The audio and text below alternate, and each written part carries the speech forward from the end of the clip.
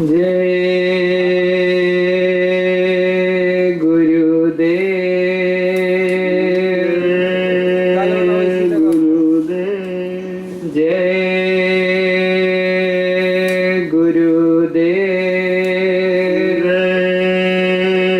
गुरुदेव जय गुरुदेव गुरुदेव जय गुरुदेव नाम किसका प्रभु का जय गुरुदेव नाम किसका प्रभु का प्रभु का प्यारा नाम जय गुरुदेव मालिक का सच्चा नाम जय गुरुदेव जय गुरुदेव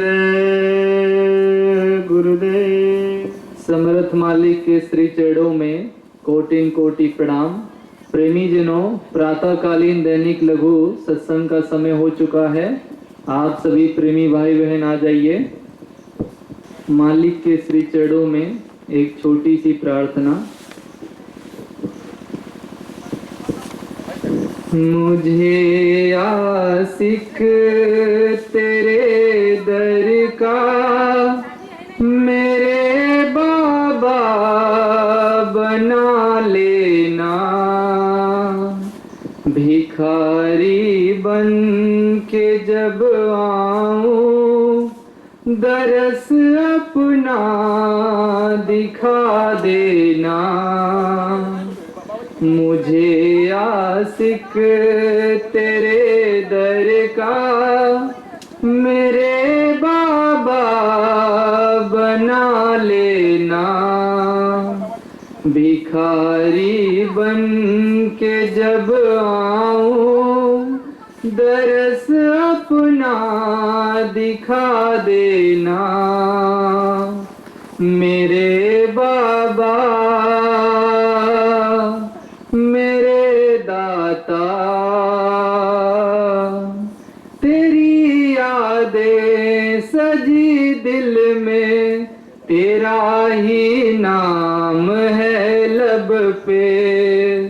तेरे दीदार को तरसे मेरे ये दो नयन कब से। तेरी यादें सजी दिल में, तेरा ही नाम है लब पे। तेरे दीदार को तरसे मेरे ये दो नयन कब से।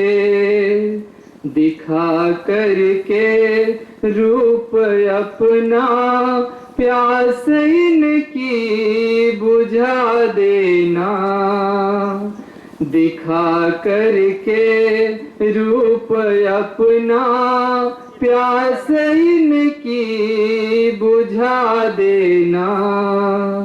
भिखारी बन के जब आऊं दरस अपना दिखा देना। मेरे बाबा मेरे दाता, लगन मेरी लगी जब से, मगन मन हो गया तब से। तेरा ही साथ पकड़ा है, छुड़ा दामन यहाँ सबसे। लगन मेरी लगी जब से, मगन मन हो गया तब से। तेरा ही साथ पकड़ा है, छुड़ा दामन यहाँ सबसे। मेरी उम्मीद को आके टूटने से बचा लेना। मेरी उम्मीद को आके टूटने से बचा लेना। भिखारी बन के जब आऊं दरस अपना दिखा देना मेरे बाबा मेरे दाता। मेरी हर सांस तेरी आस करके आती जाती है। मेरे दिल में भरोसे की समा हरदम जगाती है। मेरी हर सांस तेरी आस करके आती जाती है। मेरे दिल में भरोसे की समा हरदम जगाती है। मिट न जाए मेरी ख्वाहिश दिलासा तू दिला देना। मिट न जाए मेरी ख्वाहिश दिलासा तू दिला देना। मुझे आशिक तेरे दर का मेरे बाबा बना लेना। मेरे बाबा मेरे दाता। जय गुरुदेव। जय गुरुदेव। जय गुरुदेव। यह प्रेम सदा भरपूर रहे गुरुदेव तुम्हारे चरणों में। यह प्रेम सदा भरपूर रहे गुरुदेव तुम्हारे चरणों में। यह अर्ज मेरी मंजूर रहे गुरुदेव तुम्हारे चरणों में। यह अर्ज मेरी मंजूर रहे गुरुदेव तुम्हारे चरणों में। निज जीवन की यह डोर प्रभु निज जीवन की यह डोर प्रभु तुम सौंप दई पकड़ो इसको। तुम्हें सौंप दई पकड़ो इसको।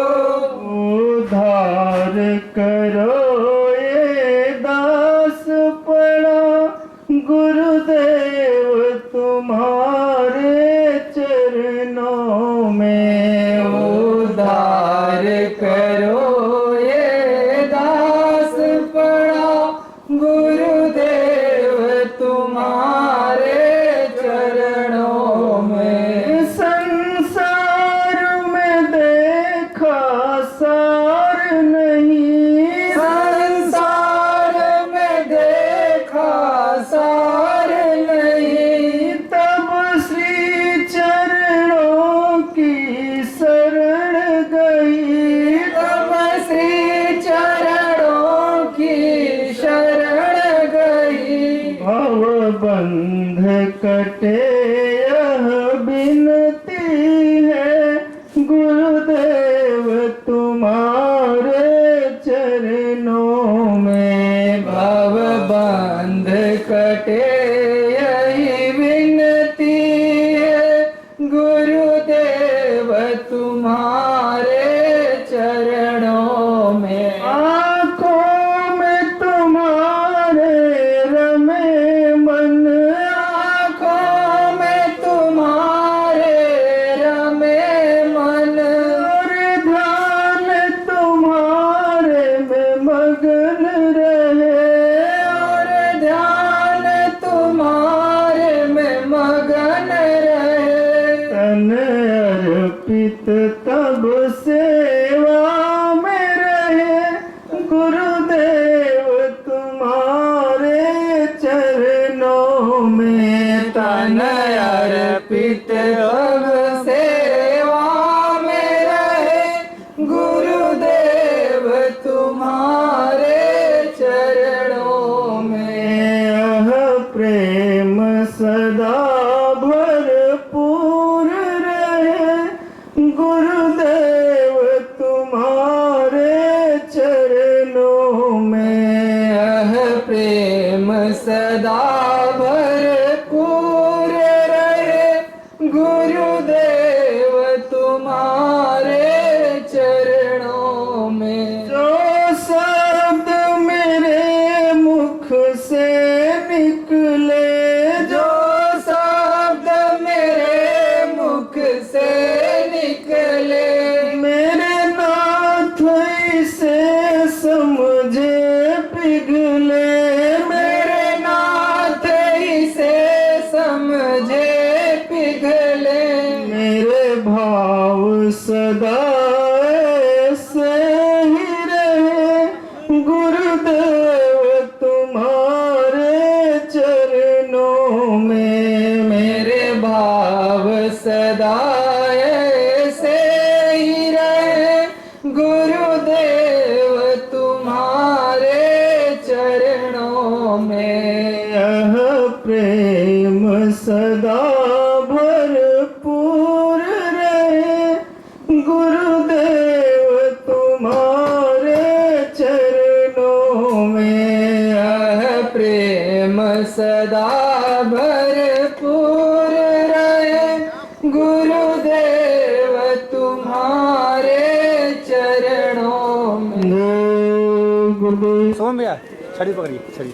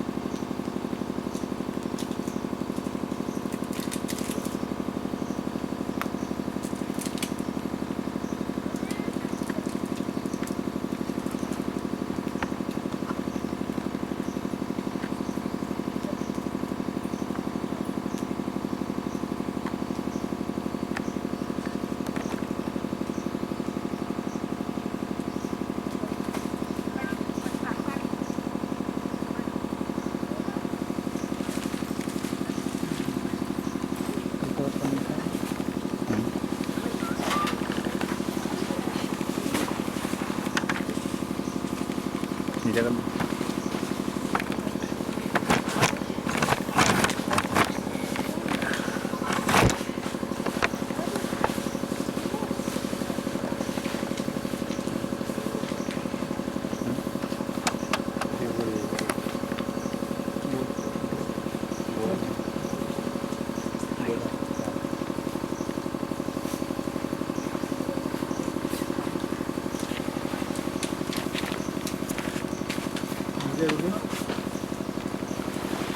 बोली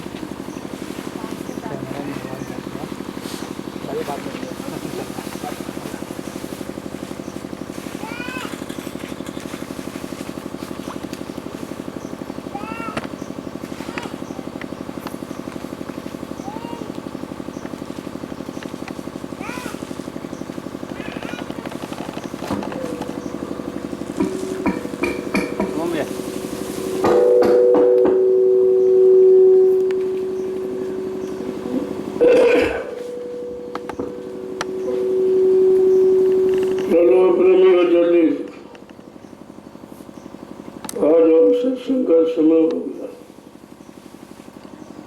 जब सामने बैठ के सुनोगे एक एक वचन का असर प्रभाव तुम्हारे मन पे पड़ेगा। वैसे तो इस मन को किसी ने ठीक नहीं कर पाया, जिनको लोग कहते थे वो भी नहीं ठीक कर पाया। न ऋषि मुनि तपस्या करके ठीक कर पाए, न योगी योग साधना करके ठीक, न अवतारी शक्तियां मार काट करके मन को कंट्रोल नियंत्रण में कर पाए। इस मन ने सबको अपने में मिला के रखा और ये किसी में नहीं मिला। जब कलयुग में संत महापुरुष आए, उन्होंने ये रास्ता खोल दिया कि जब तक मन कंट्रोल नियंत्रण में नहीं होगा कोई काम परमार्थ नहीं हो सकता। अध्यात्म की तरफ तो आप चल ही नहीं सकते, क्यों? मन उसका आदि नहीं है। मन तो भोगों का आदि, वो भौतिक जगत की तरफ चलता है, लेकिन अध्यात्म में कभी आने के लिए तैयार नहीं होता। ये तो संत महापुरुषों की दया है जो जबरदस्ती इस मन को मोड़ के रखा। ये मुड़ना नहीं चाहता, ये भजन नहीं करना चाहता, ये कोई अध्यात्म का कार्य करना नहीं चाहता, इतना मोटा हो गया। लेकिन कहते हैं धीरे धीरे रे मना धीरे सब कुछ हो। वाली सीचे सो घड़ा ऋतु करत करत अभ्यास के जड़मत हुए सुजान, रसड़ी आवत सिर पर पड़त निशान। ये जो प्रमाण रखे गए ये मन के लिए, अगर जीव लग जाए तो धीरे धीरे क्या नहीं कर सकता और क्या नहीं पा सकता, लेकिन लगा रहेगा तब तुम्हारा मन कभी लगता कभी हट जाता, कभी बिल्कुल करने का नहीं इच्छा करता, कभी यहाँ रहने के लिए भागने की तैयारी करता। चलो चलो भगो भगो यहाँ से, हाँ कुछ नहीं, यहाँ कुछ नहीं, यहाँ कुछ, क्योंकि उसके मौज मस्ती के सारे साधन सतमत में समाप्त हो जाते हैं। इसलिए उसे तकलीफ होती है, उसे बहुत तकलीफ होती है। ये हम कैसे रहेंगे? हाँ तो कुछ है ही नहीं, क्योंकि संत मत बहुत रूखा फीका, इसमें जितना साधारण तरीका आप अपनाओगे उतनी जल्दी फलीभूत हो जाए। बहुत सादगी में तुमको कोई समझ न पाए, पहचान न पाए, नहीं सब छीन लेंगे। इस तरीके से अपने आप को भौतिक इंसानों से छिपा के रखना। तभी कहा भाई साधक को संसारी लोगों से आंख से आंख मिला के बात नहीं करनी चाहिए, कि उसके कर्म चढ़ते। 80% पाप आंखों से होते, इसीलिए दर्शन रखा गया। तो संत महापुरुषों का दर्शन करोगे तो जो तुम्हारे अंदर देखने से पाप और गंदगी आई वो धीरे धीरे खत्म होती। इसलिए उन्होंने दर्शन की प्यास गहरी, खास दर्शन की प्यास हमेशा रखनी चाहिए, हर पल हर घड़ी। अगर तुम्हारा इसी गुरु के चिंतन में, उनके दर्शन में, उनके वचनों को सुनने में अगर आपने लगाना सीख लिया तो ये काम बहुत सरल हो जाएगा। वैसे है तो बहुत कठिन, लेकिन जिसने जान लिया और जिसने मान लिया उसके लिए बहुत सरल, क्योंकि इसमें कुछ बाहर से नहीं करना, आपको कोई तैयारी नहीं करनी। क्योंकि भजन की व्यवस्था पहले से बनी, क्योंकि जीवात्मा ने गर्भवास में वादा किया, इसलिए जब बाहर आया तो व्यवस्था लेके आया। लेकिन काल ने अपनी व्यवस्था ने उसको लय कर लिया, विलय कर लिया, अपने मिला लिया, बस वहीं से ये भूल गया। भूल चूक वहीं से उसकी प्रारंभ हो गई। अब हमें आपको पहले अपनी भूल चूक मिटानी है। धीरज से लोगों से मिलना जुलना, बहुत कम जरूरत पड़ी। जब सांसारिक लोगों से मिलना जुलना कर रखोगे तो फिर सांसारिक पर चढ़ जाए, फिर वो उतरती नहीं है, क्योंकि ये पुराना नशा मन का आज का तो है नहीं, 3 युगों से यही नशा उस पर चढ़ा हुआ। अब धीरे धीरे धीरे धीरे आपका उतारा जा रहा है। परमार्थी सेवा करा के, परमार्थी वचन सुना के, परमार्थी रास्ते पर चलकर, जैसे सुमरन ध्यान भजन कहते, ये 3 रास्ते बनाए गए। अगर तीनों रास्तों पर आप चलना सीख जाओ तो तुम्हारी मंजिल बहुत ही सरल हो जाए। इसीलिए नित्य प्रति इन तीनों रास्तों पर चलने की ही बात की जाए। दूसरा यहाँ कोई संदेश नहीं। खास सत्संग करो और सेवा करो और भजन करो। अगर करने में आपने लागू कर दिया तो सरल हो जाए। केवल चिंतन में, सुनने में, पढ़ने में, सुनाने में अगर समय दे रहे तो फिर बड़ा मुश्किल है। क्योंकि इसीलिए महापुरुषों ने कहा कि सांसारिक विद्या पढ़कर कोई यहाँ आएगा तो भटक जाएगा। बिना पढ़े पढ़ जाते हैं, पढ़े लिखे बह जाते हैं, क्योंकि वो पढ़ाई लिखाई जो आपने काले अक्षरों की वो तो अपनी तरफ घसीटेगी। और ये रास्ता बिल्कुल अलग है। शब्द और अक्षर में बहुत भेद है। ये शब्द का रास्ता वो अक्षर का, अक्षर वाला अपनी तरफ घसीट के ले जाएगा तो मान सम्मान अहंकार में फंसा देगी, फिर जीव का निकलना मुश्किल हो जाए। इसलिए संतों की रहनी गहनी सीखो, उनकी रहनी गहनी में रहो तो ये काम आपका बिल्कुल सरल। तुम्हें कुछ करना ही नहीं, केवल उनकी रहनी गहनी सीख लो तो बहुत जल्दी आपका काम हो जाए। और रहनी गहनी भी बहुत सरल है, केवल समझनी। अगर समझ लिया तो कुछ, वो आदेश पालन ही सर्वोपरि। क्या उन्होंने कोई आदेश ऐसा दिया और तुम उसमें चिंता करोगे, भ्रम करोगे, बोल भरम जाओगे, क्योंकि तुमको ये रास्ता मालूम नहीं है और ये रास्ता तुम्हारे लिए नया बिल्कुल। जब बताया जाएगा तो मन पकड़ेगा उसको नहीं, क्योंकि उसमें उसको कुछ मिल नहीं रहा। जहाँ मिलता वहीं जाएगा, वैसे मिलना नहीं है, खोना है। लेकिन खोने वाली बात समझ में नहीं आती, क्योंकि उसको आपने खोना समझा नहीं है, मिलना समझा कि ये मिल जाए, ये मिल जाए, वो मिल जाए। और ये नहीं पता कि मिलेगा कुछ नहीं, जो मिलेगा कुछ ना कुछ तुम्हारा नुकसान कर देगा। तो संत मत के प्रेमी को बहुत संभल कर रहने की जरूरत है। हर क्षण पल घड़ी काल तुम्हारा पीछा कर रहा। अगर दयाल की कृपा न रहे तो काल के उठ जाने में तो देर थोड़ी लगी, तो साथ ही साथ तुम्हारे घूम रहा। भाई जिसके घर में रह रहे हो तो उससे कैसे बच पाओ? 24 घंटे उसी के घर की बातें सुनते हो। उसकी घर की बातों का मतलब रहने के लिए ये मिल जाए, वो मिल जाए, ये बन जाए, वो बन जाए, क्योंकि तुमको ये मालूम नहीं है जो बनाने की बात कह रहा वो बिगाड़ने की बात। बस यही से समझ उल्टी हो जाती। तभी कह रहे वही संतों की बात समझ में नहीं आती। कहते हैं सात संत की उल्टी वाणी, बरसे कंबल भीगे पानी। तो उसका उल्टा नहीं, सत्संग है।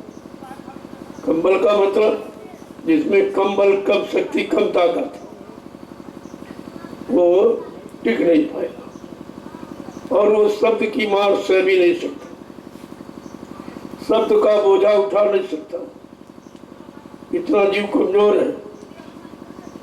लेकिन महापुरुष धीरे धीरे तुम्हारी आदत पकड़ने की बनाती कि धीरे से पकड़ के देखो तो वो सुनने देखने में भारी है, लेकिन जब पकड़ोगे अपने में उतारोगे तो बहुत सरल, क्योंकि आपको कुछ करना नहीं, सब मसाला तुम्हें करा कराया मिला। मंदिर तुम्हें बनाना नहीं, मंदिर बना बनाए मिला। मूर्ति तुम्हें खरीदनी नहीं, जीवात्मा सच्ची चेतन मूर्ति पहले से बैठी हो और वो कोई सामान प्रयोग करती नहीं। जो पूजा पाठ में सामान आप लाते हो खरीदते हो उसको वो सामान कुछ चाहिए नहीं, क्योंकि उस सामान से उसका कोई ताल्लुकात नहीं, कोई संबंध नहीं। और जितना सामान कम उतनी चिंता कम। यही तो आपको सीखना कि संचय नहीं करना है, जो संचय कर लिया उसको कम करना, नहीं तो संचय भी तुम्हारा चिंता का कारण बन जाएगा। पहले संचय करने में चिंता की, ये हो जाए इकट्ठा हो जाए, फिर चिंता हो जाएगी इसकी सुरक्षा की, भाई सुरक्षा करो, कोई लेने जाए कोई छीन ले। तो कहने का मतलब चिंता का विषय ही संचय। अब संचय की भावना सबके, हर चीज का आप संचय करना चाहिए, जबकि तुमको जरूरत पर उसका प्रयोग करना चाहिए। जो संचय करोगे वो तुम्हारे साथ नहीं है, क्योंकि सामान किसी और का आप संचय करो। ये बात तुम्हारे दिल दिमाग में है नहीं कि सामान किसी और का है, हमने तो इसको अपना मान लिया। आज से नहीं 3 युगों से मान बैठे हो और उसी को कर रहे हो, उसी में रम गए हो। अब इतनी जल्दी उससे निकलना बहुत मुश्किल है, लेकिन निकालने वाला अगर समर्थ वो निकाल दे। जैसे अभी किसी दलदल में आप फंस जाओ तो तुम अगर स्वतः अपनी ताकत लगाओ तो नीचे जाओगे, वो ताकत तुम्हारी ऊपर लाने का काम नहीं करे, क्योंकि तुम्हारे पैरों के नीचे कोई ठोस आधार नहीं है। इसलिए वो ताकत बजाय निकालने के और नीचे ले जाए। अब कोई निकालने वाला जो उससे निकल गया हो, बाहर खड़ा हो, अगर रस्सी फेंक दी कि पकड़ लो जोड़ी को, मैं निकाल लूंगा, ये सरल हो जाए। लेकिन अब रस्सी कौन डालेगा? किसके पास नाम डोर शब्द डोर है जो पकड़ा के तुमको इस भवसागर रूपी भोगों के दलदल से निकाल कर तुमको तुम्हारे घर पहुंचाएगा? तो उसकी बात अभी समझ में कहाँ, उनकी तो पूरी तैयारी है।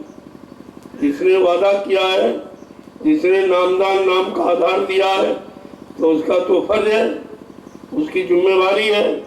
अगर नहीं जीव गए तो उनसे पूछताछ होगी। वही तुम कहते थे जीवों को लेने जा रहे और कोई नहीं आया। जब नानक जी के सारे जीव पहुंच गए, क्योंकि पहुंचाया बाद में बना जाते, फिर भी एक धोखे से छूट गए। और उनमें धोखा नहीं है, तो कोई न कोई लीला खेल जीवों को समझाने के लिए करते ही एक जीव छूट गया। जब वहां पर गणना गिनती की तो एक जीव कम निकला, फट से अपने जीवों के लिए। देखो जीवों से कितना स्नेह लगाव है, कितनी जिम्मेवारी की एक जीव के लिए नानक जी को सतलोक से फिर वापिस आना, और वो तब तक संसारियों में चला जाता। अब तो हम साथी बराती बना लिए, तो कह रहे अरे भाई चलो, कहाँ चले? कहा नहीं, हमने तुमको नामदान दिया है भाई, तो घर जाने के लिए दिया था, यहाँ कैसे? वो सब ठीक है, लेकिन अब तो हमारे सब साथी हो गए, अगर तो आप सबको ले चलो तो मैं चल सकता हूँ। अब देखिए हमदर्दी कि अपने जीव को छोड़ेंगे नहीं और दूसरों को भी ले जाएंगे। तो एक जीव के सहारे कितने और चले गए नुगड़े, कुछ नहीं था, वो ले गए। तो अपने जीव को कभी छोड़ते ही नहीं। इतनी उनकी गहरी तगड़ी पड़क पे नहीं पकड़ है कि कोई छूट ही नहीं सकता। इसीलिए कहा भी हाथों की पकड़ तो छूट सकती, लेकिन अगर शब्द की पकड़ जीवात्मा को सिखा दी वो नहीं छूटेगी। तो आपको शब्द की पकड़ करना, जो हाथों से पकड़ा वो भी झूठा, जो मन बुद्धि चित्त से पकड़ा वो भी झूठा, जो आंखों से देखकर कानों से सुनकर पकड़ा वो भी झूठा। इस सब से आपको छुटकारा लेना, क्योंकि ये तुम्हारे साथ जाने वाले नहीं, इन्हीं में तुम फंसे हो।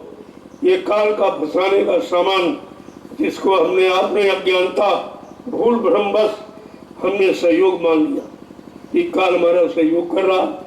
हम नंगे केले आए थे, भाई उसने कपड़ा दे दिया, रहने के लिए छां, धूप छां से बचने के लिए मकान दे दिया, झोपड़ी दे दी, और सहयोग के लिए पति बाल बच्चे दे दिए। और शरीर के तमाम जो मतलब सामान है वो सब उसने दे दिया।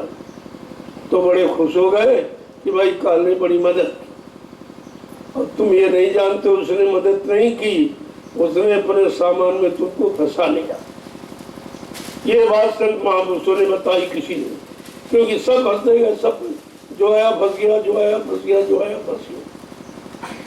और जिनको आपने सर्वश्रेष्ठ माना वो सबसे ज्यादा फंस गए। उनको भगवान कहते हो, वो तो सबसे ज्यादा मान सम्मान में फंस गए, राजपाट दंडौलत में सब फंस गए।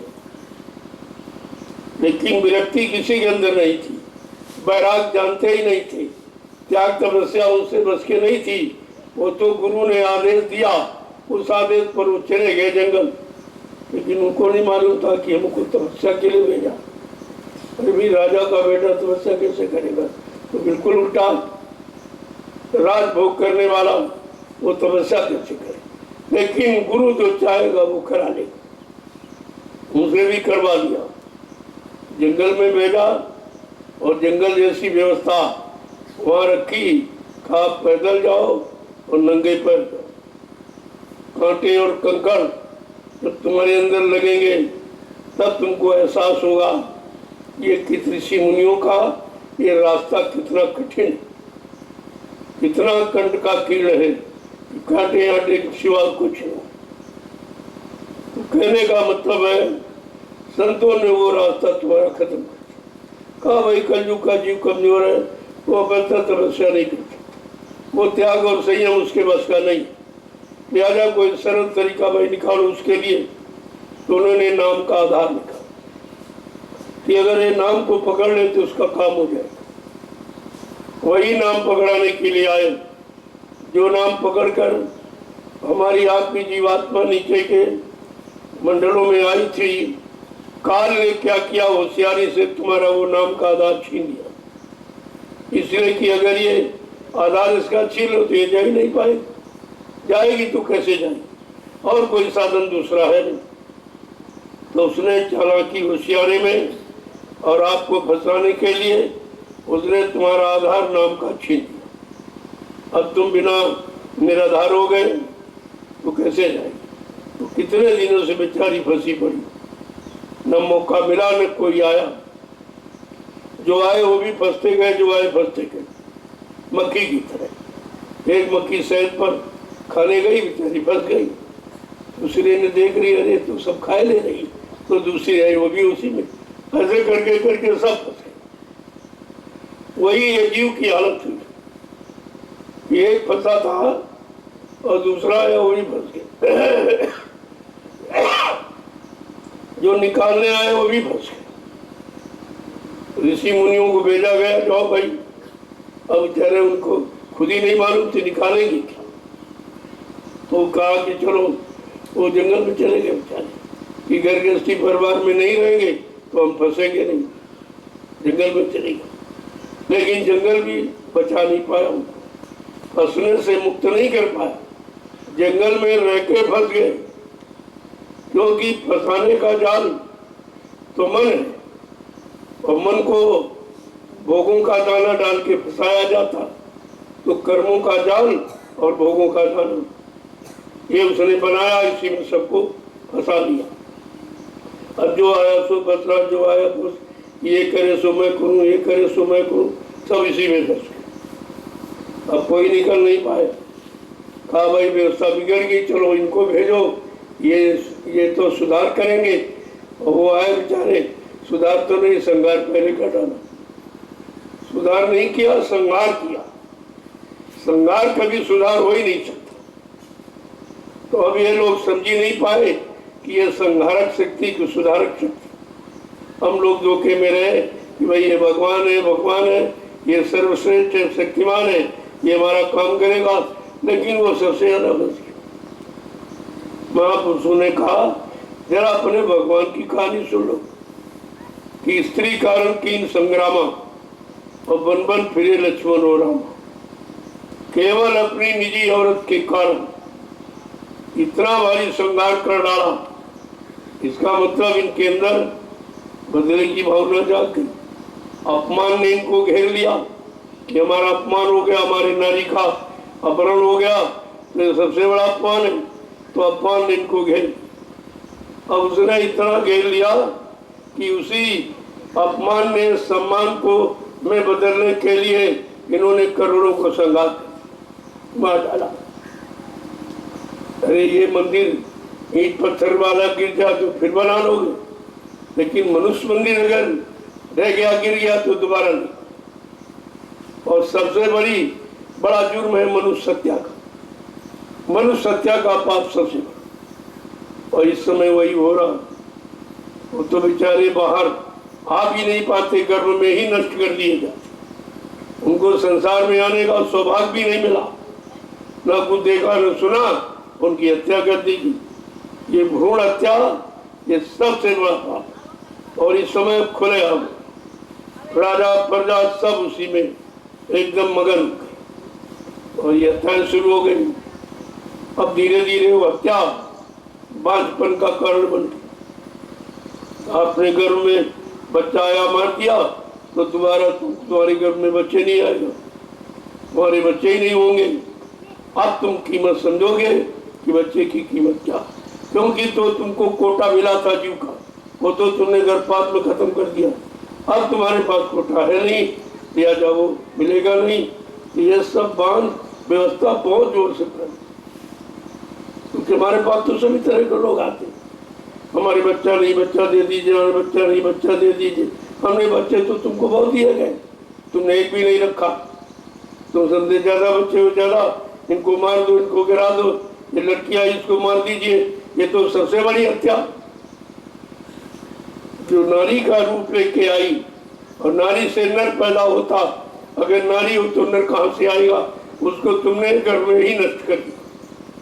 ये सबसे बड़ी हत्या और बड़ी। लिहाजा धीरे धीरे धीरे ये धरती पाप में हो गई। महात्मा कहते रे भाई धरती को नाराज मत करो, इस पर कोई अनैतिक कार्य मत करो। संहारक अगर नहीं मानोगे और धरती कहीं असंतुष्ट हो गई और उसने अगर करवट ले ली तो ये सब रसातल में चला गया, कुछ नहीं बची। लेकिन ये बात किसी के समझ में नहीं आई, कारण उनका पाप का घड़ा भर गया। उस घड़े को तो फूटना है, धीरे धीरे अब वो घड़ा फूटने वाला है। जब घड़ा फूट जाएगा, जो अंदर में सब बाहर बिखर जाएगा, बाहर बिखर जाएगा, ये पाप सब छा जाएगा चारों तरफ। फिर तो निकलना उससे बहुत मुश्किल। निकालने वाला पूरे प्रयास में, लेकिन निकलने वाले तैयार नहीं। तो जबरदस्ती कितने को निकाला जाए, फिर भी तमाम को निकाला गया और निकाला जा रहा जबरदस्ती। जी उस काबिल नहीं है, फिर भी उसको मौका दिया जा रहा। और बेचारा वो समझ नहीं पा रहा कि हमारा हितकर कौन है या अहितकर कौन, हमारा भला करने वाला कौन, हमारा नुकसान करने वाला कौन। हम अभी हित अहित नहीं समझ पाए, तो फिर तुमने समझा दिया। हित अहित तो पशु पक्षी भी समझता है, वो भी जानता है हमारा कहाँ हित है कहाँ अहित है। लेकिन मनुष्य होकर तुम हित अहित को भूल गए, क्योंकि तुम्हारी चित्त वृत्ति प्रवृत्ति पाप की हो गई, मारकाट की हो गई, हिंसा हो गई। जब तुम अपनी औलाद को मार सकते हो तो तुम्हारे से रहम खत्म हो, तो तुम दूसरों की रक्षा क्या करोगे, क्या हिफाजत आप करोगे। तुमको अपने बाल बच्चों की चिंता नहीं रही। ये व्यवस्था सब बिगाड़ गई। अगर ऐसा नहीं होगा तो फिर वैसा कैसे होगा। जो कहा जा रहा सतयुग आएगा सतयुग, फिर वो कैसे आएगा। तो कलयुग को तो विदा होना ही पड़ेगा। जब कलयुग जगह छोड़ेगा तभी तो सतयुग आएगा, और कलयुग ऐसे जाने वाला है नहीं, क्योंकि सब कलयुग के गुलाम कलयुग की हुकूमत को मान रहे हैं और उसी की बनाई व्यवस्था में रह रहे हैं और कर रहे हैं। केवल संत महापुरुषों ने उसके खिलाफ बिल्कुल विपरीत व्यवस्था खड़ी की और ऐलान कर दिया कि मैं कलयुग को भगाऊंगा। ये काम किसी ने नहीं किया। कलयुग को भगाने का काम वो करेगा जो कलयुग से ज्यादा ताकत रखे, तभी तो भगा पाएगा। और यहाँ कोई जो भी आया वो कलयुग की व्यवस्था में मिल गई। अरे कहा भाई इससे कौन जीतेगा, इससे कोई जीतने वाला नहीं है, इसके राज में आए हो, चलो इसी जैसा कहो और इसके जैसा करो, तो सब उसी कृति में फंस गए। अब संतों ने ऐलान किया कि मैं कलयुग को भगाऊंगा, तो बड़ा आश्चर्य लोगों को रहा, या कोई नहीं भगा पाया। 3 युगों से इतनी शक्तियां आई, वो सब फेल हो गई और कलयुग में मिल गई, और कोई ने किसी ने भगाने की कहा ही नहीं, ना कोई कर पाया, तो भ्रम पैदा हो गया। लेकिन जिसने कहा है उसके पास तो साथ ताकत है ही। कहा मैं भगाऊंगा और सतयुग को लाऊंगा। कला कितने दिन के लिए, क्योंकि अभी युग तो पूरा नहीं हुआ, अभी तो प्रथम चरण है कलयुग का, 5,500 वर्ष, ये प्रथम चरण।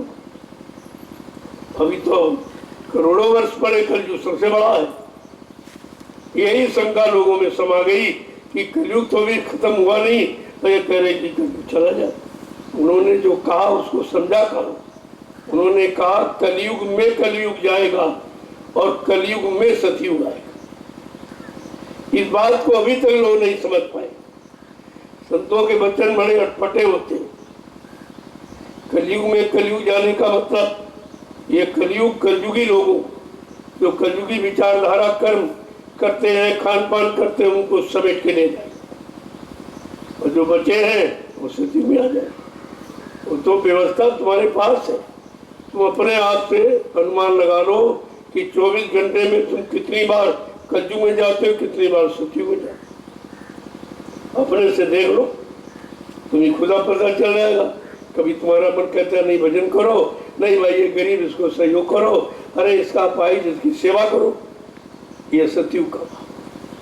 और कभी अरे इनका छीन लो, इनका छीन लो, इनका ले लो, इनको मारो, इनको पीटो, इनको सब, ये क्या, ये कलयुग।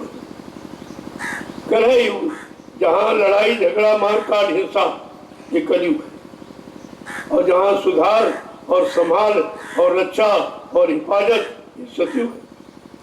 पहले तो अभी लोग कलयुग सतयुग को समझ ही नहीं पाए, और कितने दिनों से प्रचार हो। कहा भाई इनकी याददाश्त कमजोर है, चलो जाओ तुम पेड़ों पर दीवारों पर लिख तो सारे देश में दिखा दिया। सारे देश की दीवारें और पेड़ सब बोल रहे थे गुरुदेव। यही उद्देश्य था कि एक दिन ये पेड़, दीवार, पत्थर, ये पहाड़ सब बोलेंगे, आप कहीं चले जाइए। तो खैर वो समय खत्म हो गया है। जब शुरू में प्रचार कार्य शुरू हुआ था तो सर्वप्रथम दीवारों पर, पेड़ों पर और पुलियों पर, मतलब यानी पहाड़ों पर सब लिखवा दिया कि तुमको याद कराने के लिए जहाँ से निकलोगे फट से याद आएगा, अरे भाई यहाँ भी देखो तो लिखा, यहाँ भी लिखा कलयुग जाएगा सब। पहले इतना था जय गुरुदेव कलयुग जाएगा सब, क्योंकि वाणी महापुरुष की कि जन की जबान पर जब जय गुरुदेव नाम आए, सच्ची स्वतंत्रता का मानो तब आनंद उठाए। सच्ची आजादी का लाभ कोई नहीं दे सकता जब प्रभु नाम का उच्चारण सब लोग करेंगे और सब उसको याद करेंगे तो सुख शांति आ जाएगी। वो भी बात अभी लोगों अभी तक नहीं समझ पाए कि भाई लिखवाया क्यों गया। पूछा गया, पत्रकारों ने, मीडिया ने पूछा कि आप दीवार पे लो, कहा तुम्हारी याददाश्त कमजोर है इसलिए। अगर याददाश्त अच्छी होती तो क्यों लिखा। ये जड़ तुमको चेतन का संदेश देंगे, लेकिन तुम चेतन होकर चेतन का संदेश नहीं समझ पा रहे। मतलब इसका ये हुआ, कहा ये दीवारें बोलेंगी जय गुरुदेव, पहाड़ बोलेंगे जय गुरुदेव, पेड़ बोलेंगे जय गुरुदेव, लेकिन तुम नहीं बोल पाओगे। तो ये तुम्हें हर पली घड़ी याद बनी रहे, इसलिए ये अभियान चलाया गया था। लिखाई का, पंपलेट, पर्चों का, जगह जगह मीटिंग करने का, संदेश सुनाने का। ये तो समय काफी निकल गया और नहीं समझ में आया। अभी पूर्ण रूप से कोई नहीं समझ। जब तक पूर्ण समर्पित भाव तुम्हारे नहीं बनेंगे तब तक पूर्ण जानकारी आपको नहीं। किसी की जानकारी पाने के लिए पूर्ण समर्पित होना अनिवार्य है। जब समर्पित हो जाओगे तो कोई चीज उसकी तुम्हारे से अलग नहीं, तुम उसमें हो गए, वो तुम्हारे नहीं। इसको कहते हैं पूर्ण ज्ञान, जो एक दूसरे में लय हो गया, वो चीज समाप्त हो जाती। लेकिन गुण नहीं खत्म होता। जैसे चीनी को अगर पानी में घोल दो तो चीनी का आकार तो खत्म हो गया, लेकिन गुण मिठास बनी थी, उसे आप नहीं हटा सकते। यानी गुण को आप खत्म नहीं करने का मतलब। और जब उस पानी को जला दीजिए फिर चूनी निकल आए, वो तो उसमें लय हो गई। ऐसे तुम्हारा मन ये भोगों में लय हो गया, अगर उससे निकल आवे तो सब तुम्हारे पास खड़ा। क्या नहीं है इस मनुष्य मंदिर में, क्या नहीं, और इस मनुष्य मंदिर से क्या नहीं पाया जा सकता। लेकिन मनुष्य मंदिर के जानकार मिलने चाहिए जिन्होंने इसको जाना है। उन्होंने शरीर को भी जाना और शरीर को चेतन रूप देने वाली जीवात्मा को भी जाना। उनके पास दोनों जानकारी। और यहाँ भक्ति जगत में शरीर की भी जानकारी। इन्हीं शरीरों में तो सब फंसे पड़े। और कहाँ जो शाकाहार का प्रचार बताया गया, अभी शाकाहारी कहाँ होगा? वो तो मोटा मोटा मुर्दा मांस मत खाना, मुर्दा मांस तो उसको तुम छोड़ दे, लेकिन जिंदा मांस नहीं छोड़ सकते। ये लगाओ एक दूसरे का तो जिंदा ही मांस दो, शरीर का लगाओ। कहने का मतलब है कि संतों के मुख की निकली बात इतनी जल्दी आप नहीं समझ सकते कि उनकी बात का अर्थ दोनों तरफ होता, इधर भी होता उधर भी होता। वो दोनों तरफ का संदेश अपनी भाषा में देती। और तुमको अभी इधर का ही ज्ञान नहीं पूरा, अगर पूरा हो जाए तो फंसे क्यों? पूरे करने के लिए तो फंसे हो। अभी संतुष्टि नहीं हो पाई तभी फंसे हो, और फंसने से संतुष्टि थोड़ी हो जाएगी। वो तो जब निकल आओगे तब संतुष्टि हो। निकलने का नाम संतुष्टि है और फंसने का नाम दुख है। और दुख और संतुष्टि में कितना अंतर। तो ये सब चीजें बगैर सत्संग के तो किसी के कान तक पहुंचा ही नहीं जा सकती। ये सत्संग इसीलिए महापुरुषों ने कलयुग में जारी किया कि उनको आपको फंसाना नहीं। अगर फंसाते तो कथा कहानी में लगा देते। वो राजा ऐसा था, वो रानी ऐसी थी, उनका इतना बड़ा राज था, उनके इतनी बड़ी फौज थी, ये सब यही सुनाते आप। लेकिन इससे तुम्हारा काम क्या हो? वो राजा थे, तुम तो राजा नहीं हो, तुम तो भिखारी हो गए। तो भिखारी राजा का इतिहास पढ़ेगा, पढ़ के क्या करेगा? वो क्या करेगा? अरे कहना भाई राजा होगा, लेकिन हम तो राजा है नहीं, हमको अगर राजा बना दे तो हम उसकी बात मान लेंगे, और ये कर नहीं सकता। अपने समान नहीं बनाएगा। ये ईर्षा लोगों में घुसी हुई कि अपने समान तुमको बनने ही नहीं थे। यही तो ईर्षा जलन है। ये भी जान जाएगा, ये भी बन जाएगा, फिर हमारी महिमा कम हो जाएगी, हमारी मतलब हमारा सम्मान चित कम हो जाएगी। उसको ये नहीं मालूम तुम्हारा ज्यादा हो जाएगा। जिस संत महापुरुषों ने करोड़ों जीवों को जगा दिया अपनी युक्ति देके, सब लोग अपना अपना ज्ञान युक्ति छिपाते, लेकिन वो खोल के रखते कि सब लोग सुमरन करो, सब लोग ध्यान भजन करो, सबका कल्याण हो जाए, सारी जीवात्माएं घर पहुंचाए, उनका ये, और तुम्हारे यहाँ ईर्षा जलन बैठी कह रहे नहीं बताना मत, इसको भी जा जाए। यही तो सबसे बड़ा रोग है। इस ईर्षा रोग को हटाना बहुत मुश्किल है, और मिलने वाला उससे कुछ। ईर्षा जलन की ऐसा रोग है जिसमें आपको कुछ मिलना नहीं, सब जाने ही जाना, लेकिन नहीं समझ में आ रहा। कैसे कहे? अगर समझ में आ जाता तो ये क्यों लिखते, करिए नित्य सत्संग बाधा सकल मिठाई, फिर ऐसा अवसर ना मिले दुर्लभ नर्तन पाए।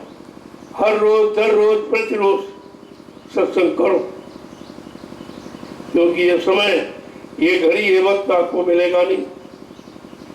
जो आज यहाँ बैठे हो ये हमेशा नहीं मिलेगा। आज तो आपको बिना बताए ले आया गया, अगर बता दिया जाता तो कहते रहे वो बगीचे में क्या हुआ, हम सत्संग सुनने आए कि बगीचे में घूमने आए। और उन्हें क्या मालूम कि कौन सा बगीचा ये क्या करेगा। कहा ये दयाल का बगीचा, तुमको दया देने के लिए, ये वृक्ष तुमको दया देने के लिए खड़े हुए।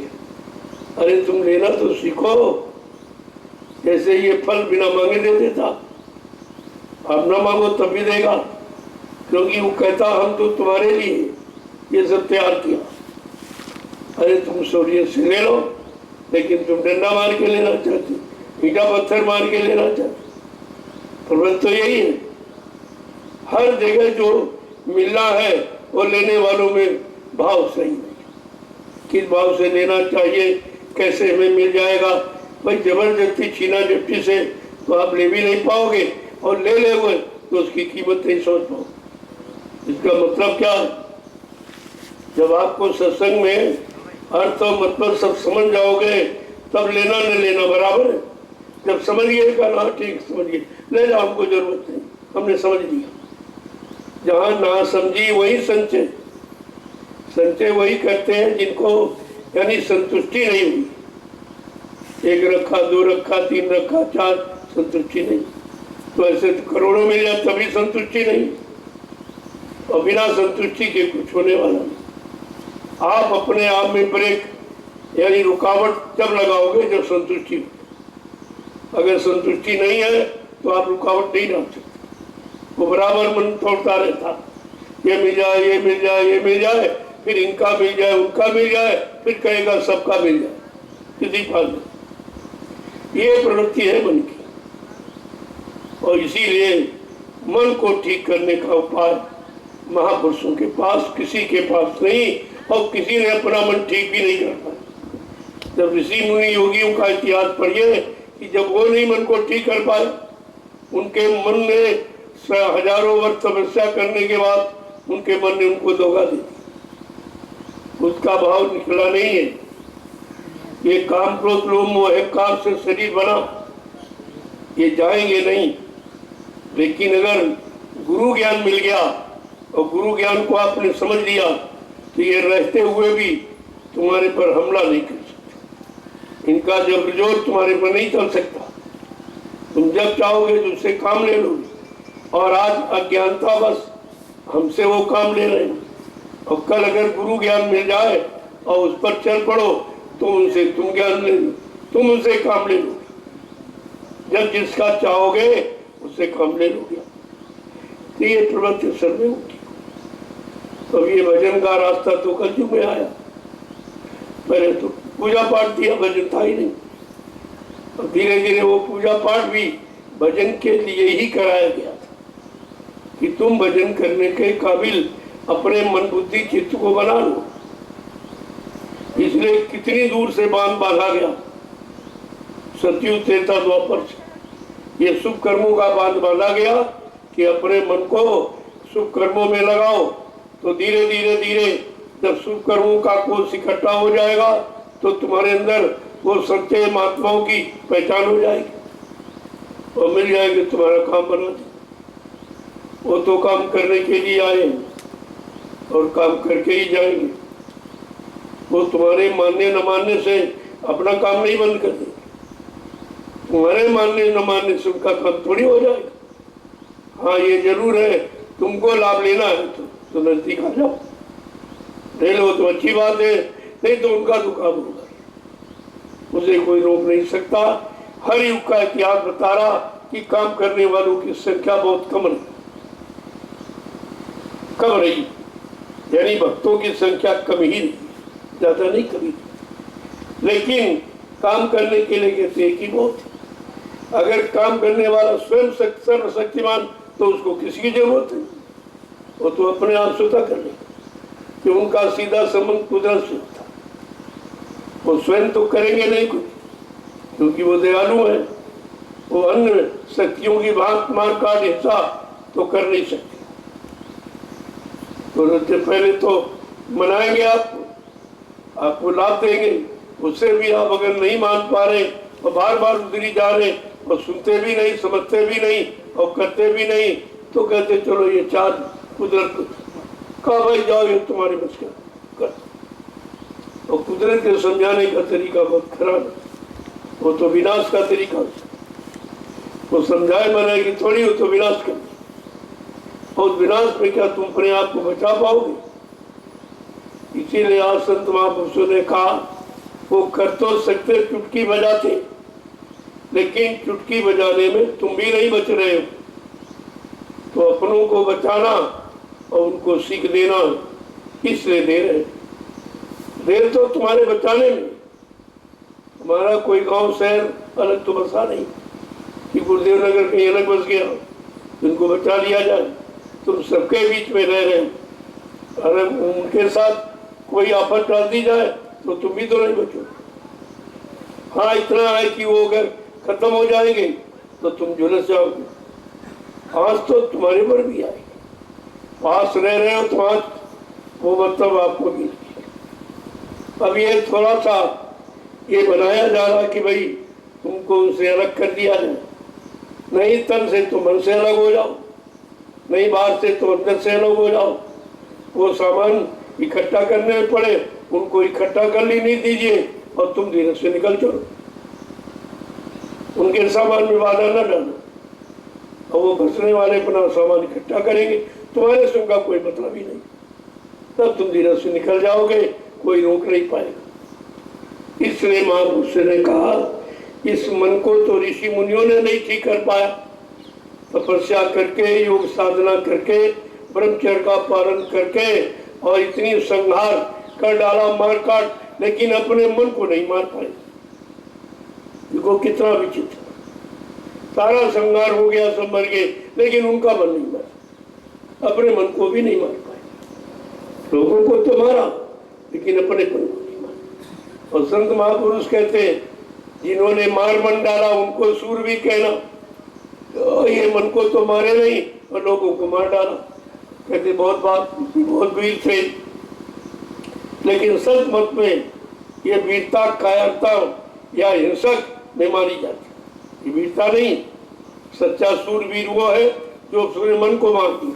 यही तुम्हारा दुश्मन तुम्हारे अंदर बैठा हुआ, यही पाप और पुण्य तरह तरह के गंदे कामों की सलाह देता और तुम शुरू से इसकी सलाह मानते रहे। अब उसने तुमको अपना बना लिया, अपना गुलाम दास बना लिया और अपने तुमको अपने इशारे पर चला रहा। जब जैसी इच्छा हुई वो भी काम, भोग की इच्छा हुई तो भोगों में लगा दिया, क्रोध की इच्छा हुई तो क्रोध में, लोभ मोह अहंकार की इच्छा हुई तो लोभ मोह अहंकार में आपको लगा दिया। और तुम उसी की गुलामी करते करते आज ये 3 युग निकल गए और चौथे में भी 5000 वर्ष उसमें भी चले। अभी सुधार की कोई बात नहीं, सुधार की चर्चा की जा रही, लेकिन सुधार संहार नहीं होगा। वो सुधार की नीति कलयुग में नहीं अपनाई जाए। संत महापुरुष दयाल देश से आते हैं, उनके यहाँ उनमें दयाल पावर है, काल पावर नहीं है।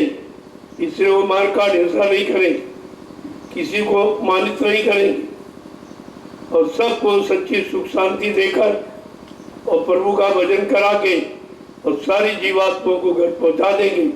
प्रेमियों, देर इसलिए देर है हमारे आपके सुधरने और संभलने में। अगर हम सुधर जाए समझ जाए तो उनके यहाँ कहाँ दें। वो तो कहते हैं ये चुटकी बजाते काम कर दूंगा, चुटकी बजाती, यानी इतना सरल, इतनी बड़ी युक्ति उनके पास कि जो काम लोग तपस्या करके पूजा पाठ करके और ये खर्च करके कुछ नहीं कर पाए, महापुरुष कहते हम तो ये काम चुटकी बजाते।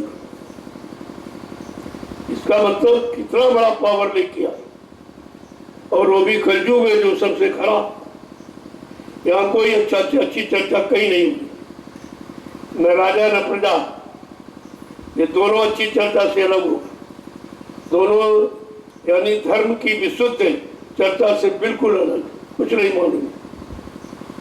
ये तो पाखंड जो ऊपर में धर्म धर्म धर्म खाली कह रहे भाई, मन पर नहीं उतार सकते। उनका मन तो और भोगी, यही तो सबसे बड़ा यानी नर्क में जाने का सबसे बड़ा रास्ता है, राजभोग।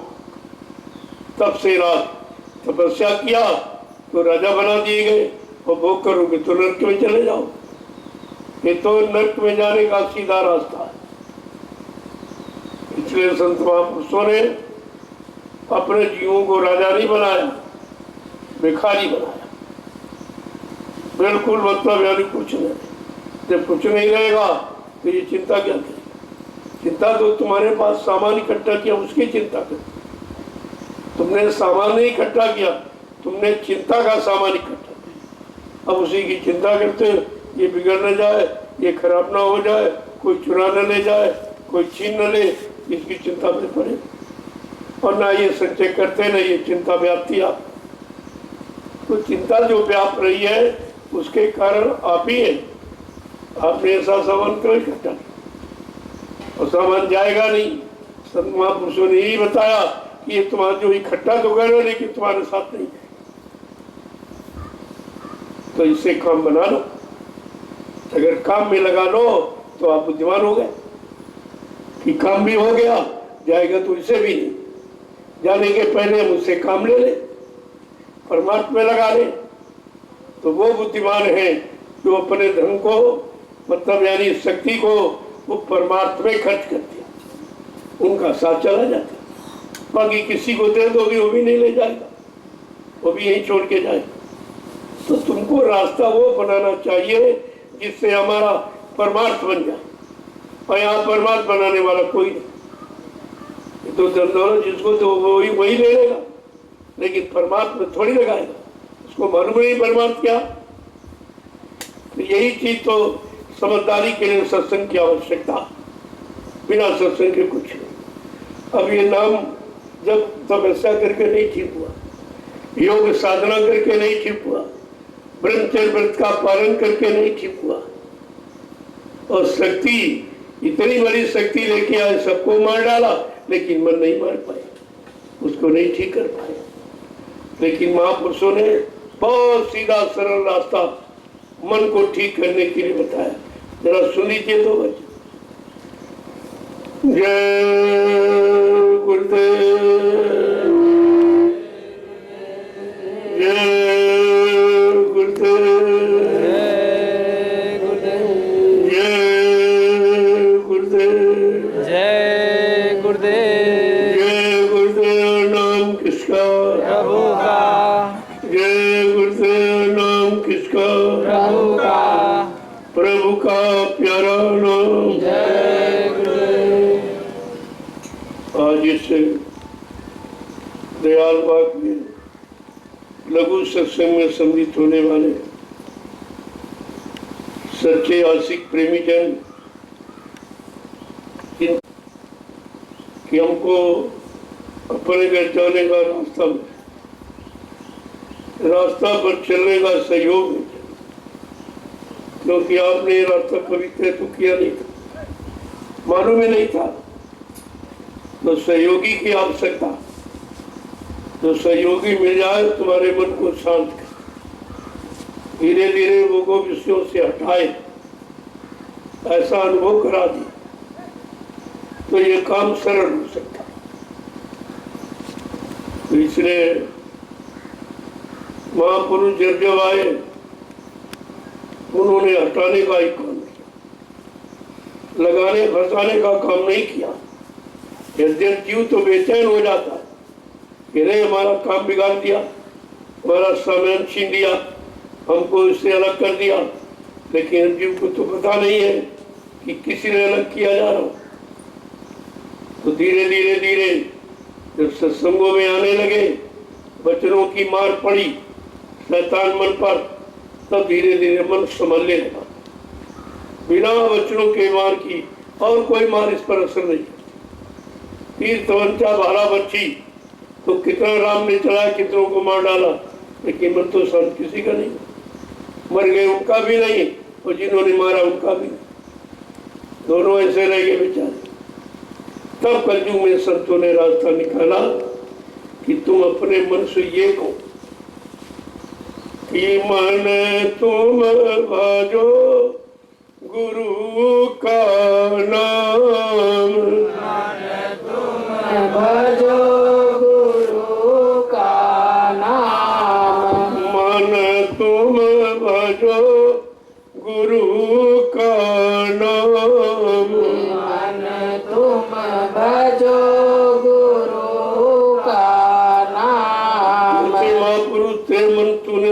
को भजा, काम को, क्रोध को, लोभ को, मोह को, अहंकार को, और तू शांत नहीं हुआ। उनके भजने से, उनका नाम लेने से तो तू और खराब हो गया, बजाय बनने के खराब हो गया। तो अब जरा तू, जो गुरु ने तुझे नाम दिला, जो नाम दान दिया है गुरु का, वो नाम, तो गुरु नाम देता वही उसका नाम। तो गुरु के दिए नाम को भज, भजवाने उसमें बन जा, मिल जा। जब वो नाम तुम्हारे में लय हो जाएगा, तुम नाम में लय हो जाओगे, तब फिर नाम से अलग मन कभी नहीं जा सकता। ये काम हमें आपको करना। आगे क्या कह रहे हैं कि दया मेहर से नर तन पायो, दया मेहर से नर तन पायो, दया मेहर से नर तन पायो, दया मेहर से नर तन पायो, मत करना अभिमान, मत करना अभिमान, मन तुम भजो गुरु का नाम, मन तुम भजो गुरु का कहते नाम। ये अहंकार मत करना कि हमको मिल गया फिर मिल जाएगा मनुष्य का, ये दोबारा नहीं मिलेगा। इसलिए मिला है तो इसी में काम बनाओ।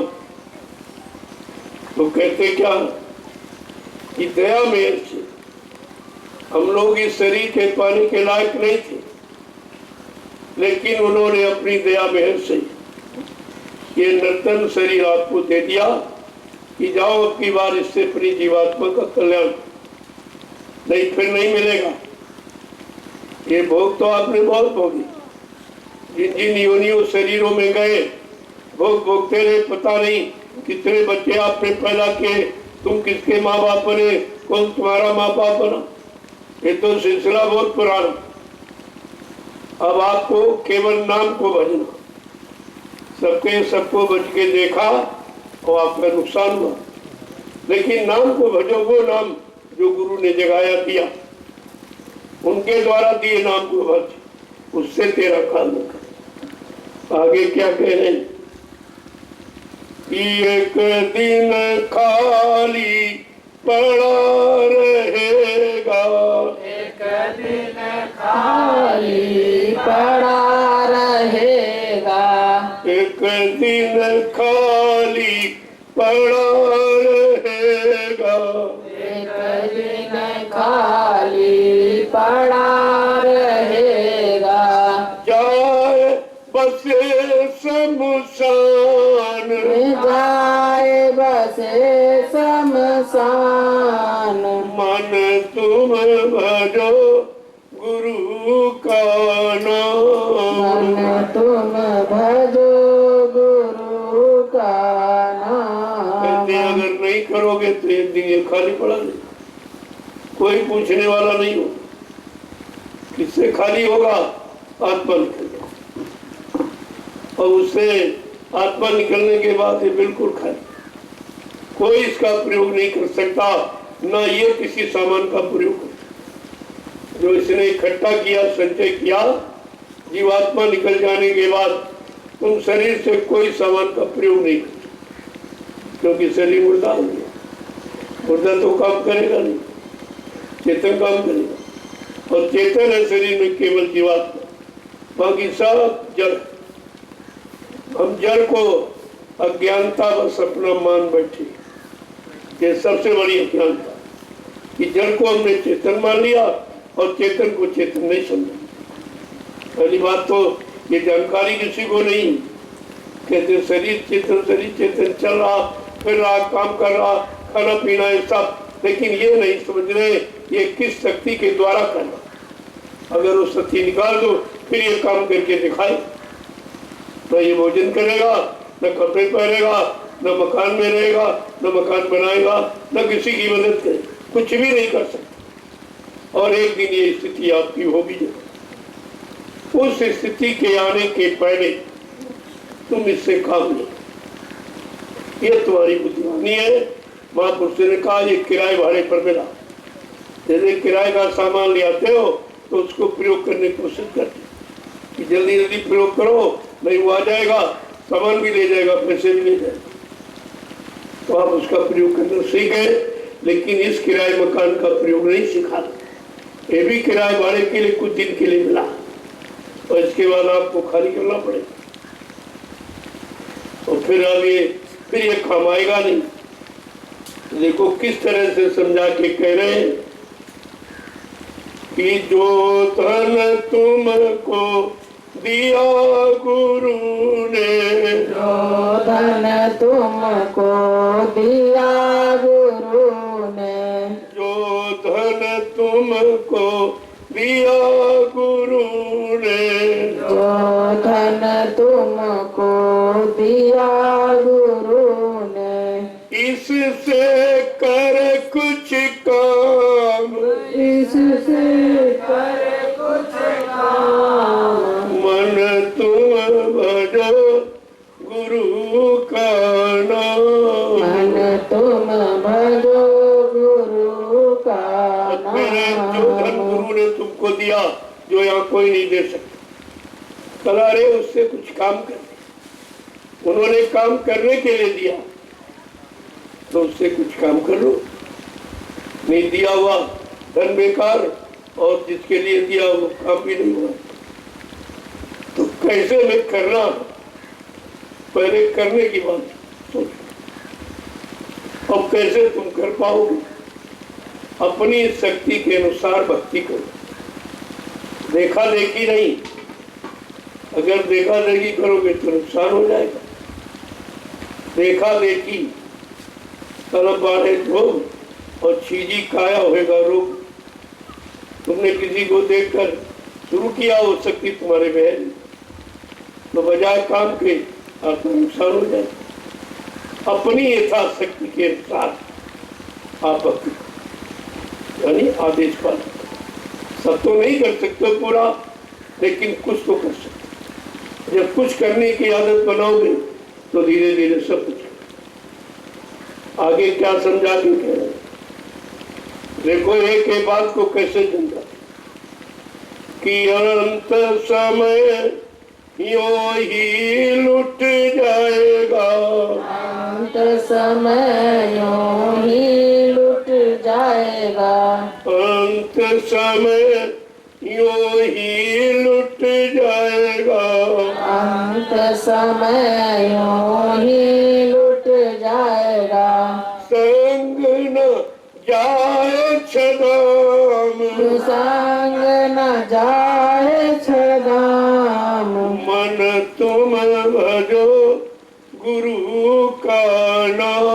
मन तुम भजो गुरु का नाम। कहते कि नहीं कुछ करोगे तो आखिर में लुट लिए जाओ।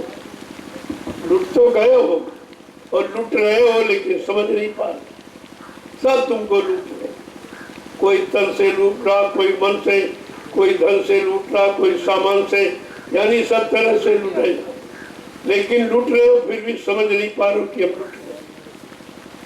इतनी अज्ञानता तो मतलब यानी इतनी नासमझी हो गई कि उसकी समझ नहीं आ रही। हम लूटे जा रहे हैं, हम पीटे जा रहे हैं, रोज हम ठगे जा रहे हैं, लेकिन हम समझ नहीं पा रहे, क्योंकि हम लूटने को समझते हमारा काम हो रहा।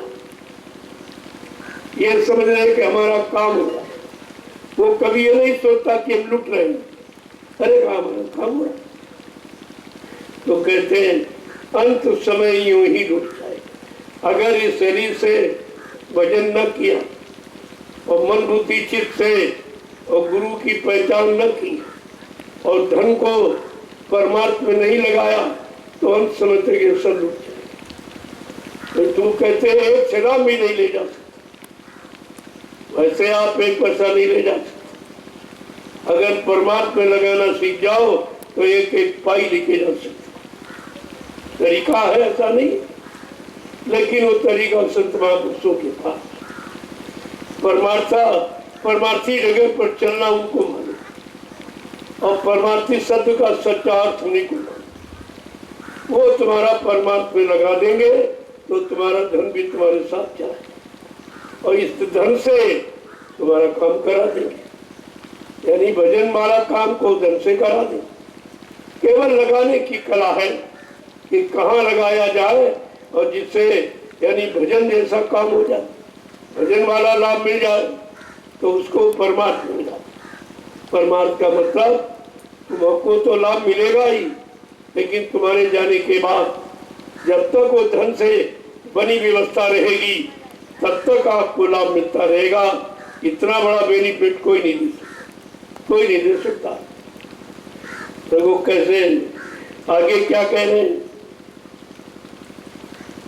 कि ये संसार रहने का सपना, ये संसार रहने का सपना, ये संसार रहने का सपना, ये संसार रहने का सपना, आए किया विश्राम, आए किया विश्राम, मन तुम भजो गुरु का नाम। मन तुम भजो गुरु का नाम। कहते हैं संसार सुप्रवत है। जैसे रात में आप कोई सपना देख रहे, सुबह आंख खुली तो कुछ नहीं, कुछ नहीं। वो आंख बंद करके सपना देख रहे हो कुछ नहीं, और ये आंख खोल करके देख रहे हो ये भी कुछ नहीं। अगर लगाना करना सीख जाओ तब तो ठीक है। अन्यथा बड़े बड़े राजे महाराजे खाली हाथ चले गए, वहां नरकों में पड़े। वो यमराजा की जूतियों की मार खा रहे, कोई बचाने वाला नहीं। पूछा जा रहा तुमको धन दिया गया, खजाना दिया गया, तुमने कहाँ लगाया, क्या किया उस धन का? ये मार पड़ती, क्योंकि धन धर्मार्थ परमार्थ के लिए होता और तुमने धर्मार्थ परमार्थ सेवा कुछ नहीं किया तो उसकी भी मार पड़ेगी कि तुझको दिया गया, तूने अच्छे सच्चे काम में क्यों नहीं लगाया। सब मतलब बेमतलब के कामों में खर्च करता रहा, उससे कोई परमार्थ बनने वाला नहीं। उसमें लगाओ जिससे तुम्हारा परमार्थ बन जाए। अब परमार्थ केवल संत महापुरुष जानते, कोई जानता नहीं। उन्हें मालूम है कि परमार्थ किसे कहते हैं, और परमार्थी जगह पर अगर तुमको चला दिया और तुम्हारा धन और तन और मन ये सब लगा दिया, बस सार्थक हो गए। यही मुक्ति है, मुक्ति पा जाता। मुक्ति का मतलब काल की बेड़ियों से मुक्त हो जाओ। फिर आपको काल की नगरी में न पैदा होना है, न मरना है, न बसना है, न लेना देना कुछ। कितना बड़ा काम होना है और इसी मानो शरीर से होता है। और आज तक आप शरीर को नहीं समझ पा रहे, ना बच्चे काम में लगा पा रहे, वही पुरानी आदत उसी में फंसे पड़े हुए। आगे क्या करें कि 4 दिनों के सब साथी हैं, 4 दिनों के सब साथी हैं, 4 दिनों के सब साथी हैं, 4 दिनों के सब साथी हैं। अंत नया में काम, अंत नया में काम, मन तुम भजो गुरु का नाम। मन तुम भजो गुरु का नाम। कहते 4 दिन के साथ, 4 दिन कौन है और 4 अवस्थाएं, ये 4 बचपन है, किशोरावस्था है, जवानी है और बुढ़ापा। बस ये 4 दिन के आज के साथ, 4 दिन में जीवन खत्म हो जाए और फिर आपको मिलेगा नहीं दोबारा। तो फिर ये काम अगर छूट गया मानव तन का तो दोबारा आपको नहीं मिलेगा।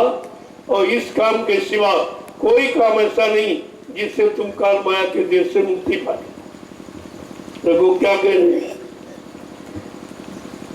कि तात चेत करो सत्संगत, आसे चेत करो सत्संगत, तात चेत करो सत्संगत, आते चेत करो सत्संगत, भजन करो आठयाम, भजन करो आठो याम, मन तुम भजो गुरु का नाम, मन तुम भजो गुरु का नाम, इससे चेत कर जाकर समझ कर तो अभी चेता, क्योंकि और किसी शरीर में जाकर चेतना नहीं होगी, जागना नहीं होगा। वो तो भोग की योनियां है, भोग में फंस गए तो न जाग पाओगे न चेत पाओगे, न अपनी जीवात्मा का भला कर पाओगे। वो तो 83,99,999 शरीर योनियां भोग की, वहां भोगों के सिवा कुछ, और ये योनि तुम्हें भोगों से अलग करके नाम योग करने की। लेकिन पुरानी मन की आदत भोगों की, तो ये शरीर मिला फिर भी इसको भी अपने भोगों में लगा दिया। अब ये अवसर मिला है जो संतों ने आपको नाम योग साधना का रास्ता कि बचे हुए समय में, क्योंकि तुमने सारा समय तो गंवा दिया, चलो जो बचा है उसी में तुम्हारा काम हो जाएगा। वो काम करने वाला कितना इच्छुक है, कितना संतुष्ट है तुम्हारे से। अरे कहा भाई जो गए सो गए, जो गया उसको भूल जाओ, जो बचा है समय उसको लगा दो, तो उसी में तुम्हारा काम हो जाए। उन्होंने तो बहुत कम समय रखा, 1 घड़ी आधी घड़ी, आधी माँ पुनियाप कहते गोस्वामी जी, साध संगत करने को। अगर सच्चे साधकों की संगत मिल जाए तो करोड़ों जन्मों के पाप क्षय हो जाए। इतना बड़ा लाभ है साध से मिले। कहते हैं साध गुरु में भेद नहीं, साध लखावे गुरु, गुरु लखावे साध, और साध गुरु में भेद नहीं, उनमें कोई भेद नहीं, क्योंकि वो साधक केवल गुरु की चर्चा करता, गुरु की तरफ आपको मोड़ता ले जाता, और गुरु में के बताए रास्ते पर आपको चलाकर और गुरु धाम पहुंचा देता। सारा काम आपका है। आगे क्या कह रहे समझा दियो कि यही भजन तेरे संग चलेगा, यही भजन तेरे संग चलेगा, यही भजन तेरे संग चलेगा, यही भजन तेरे संग चलेगा, पाएगा राम, पावेगा राम, मन तुम भजो गुरु का नाम, मन तुम भजो गुरु का नाम, कहते उससे चेत के जाग के होश में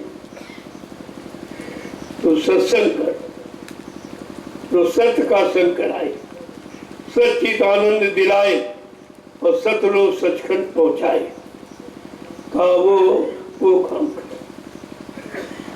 और इसी से तेरी जीवात्मा को विश्राम शांति में, क्योंकि जीवात्मा कोई रात पाट भोगती नहीं, धन दौलत तो रखती नहीं न चाहती, ये खाना पीना तो वो खाती नहीं, भोग कोई भोगती नहीं। इसलिए उसको कहा गया ये निर्मल पाक साफ पवित्र, लेकिन मन का साथ करने के कारण वो दोष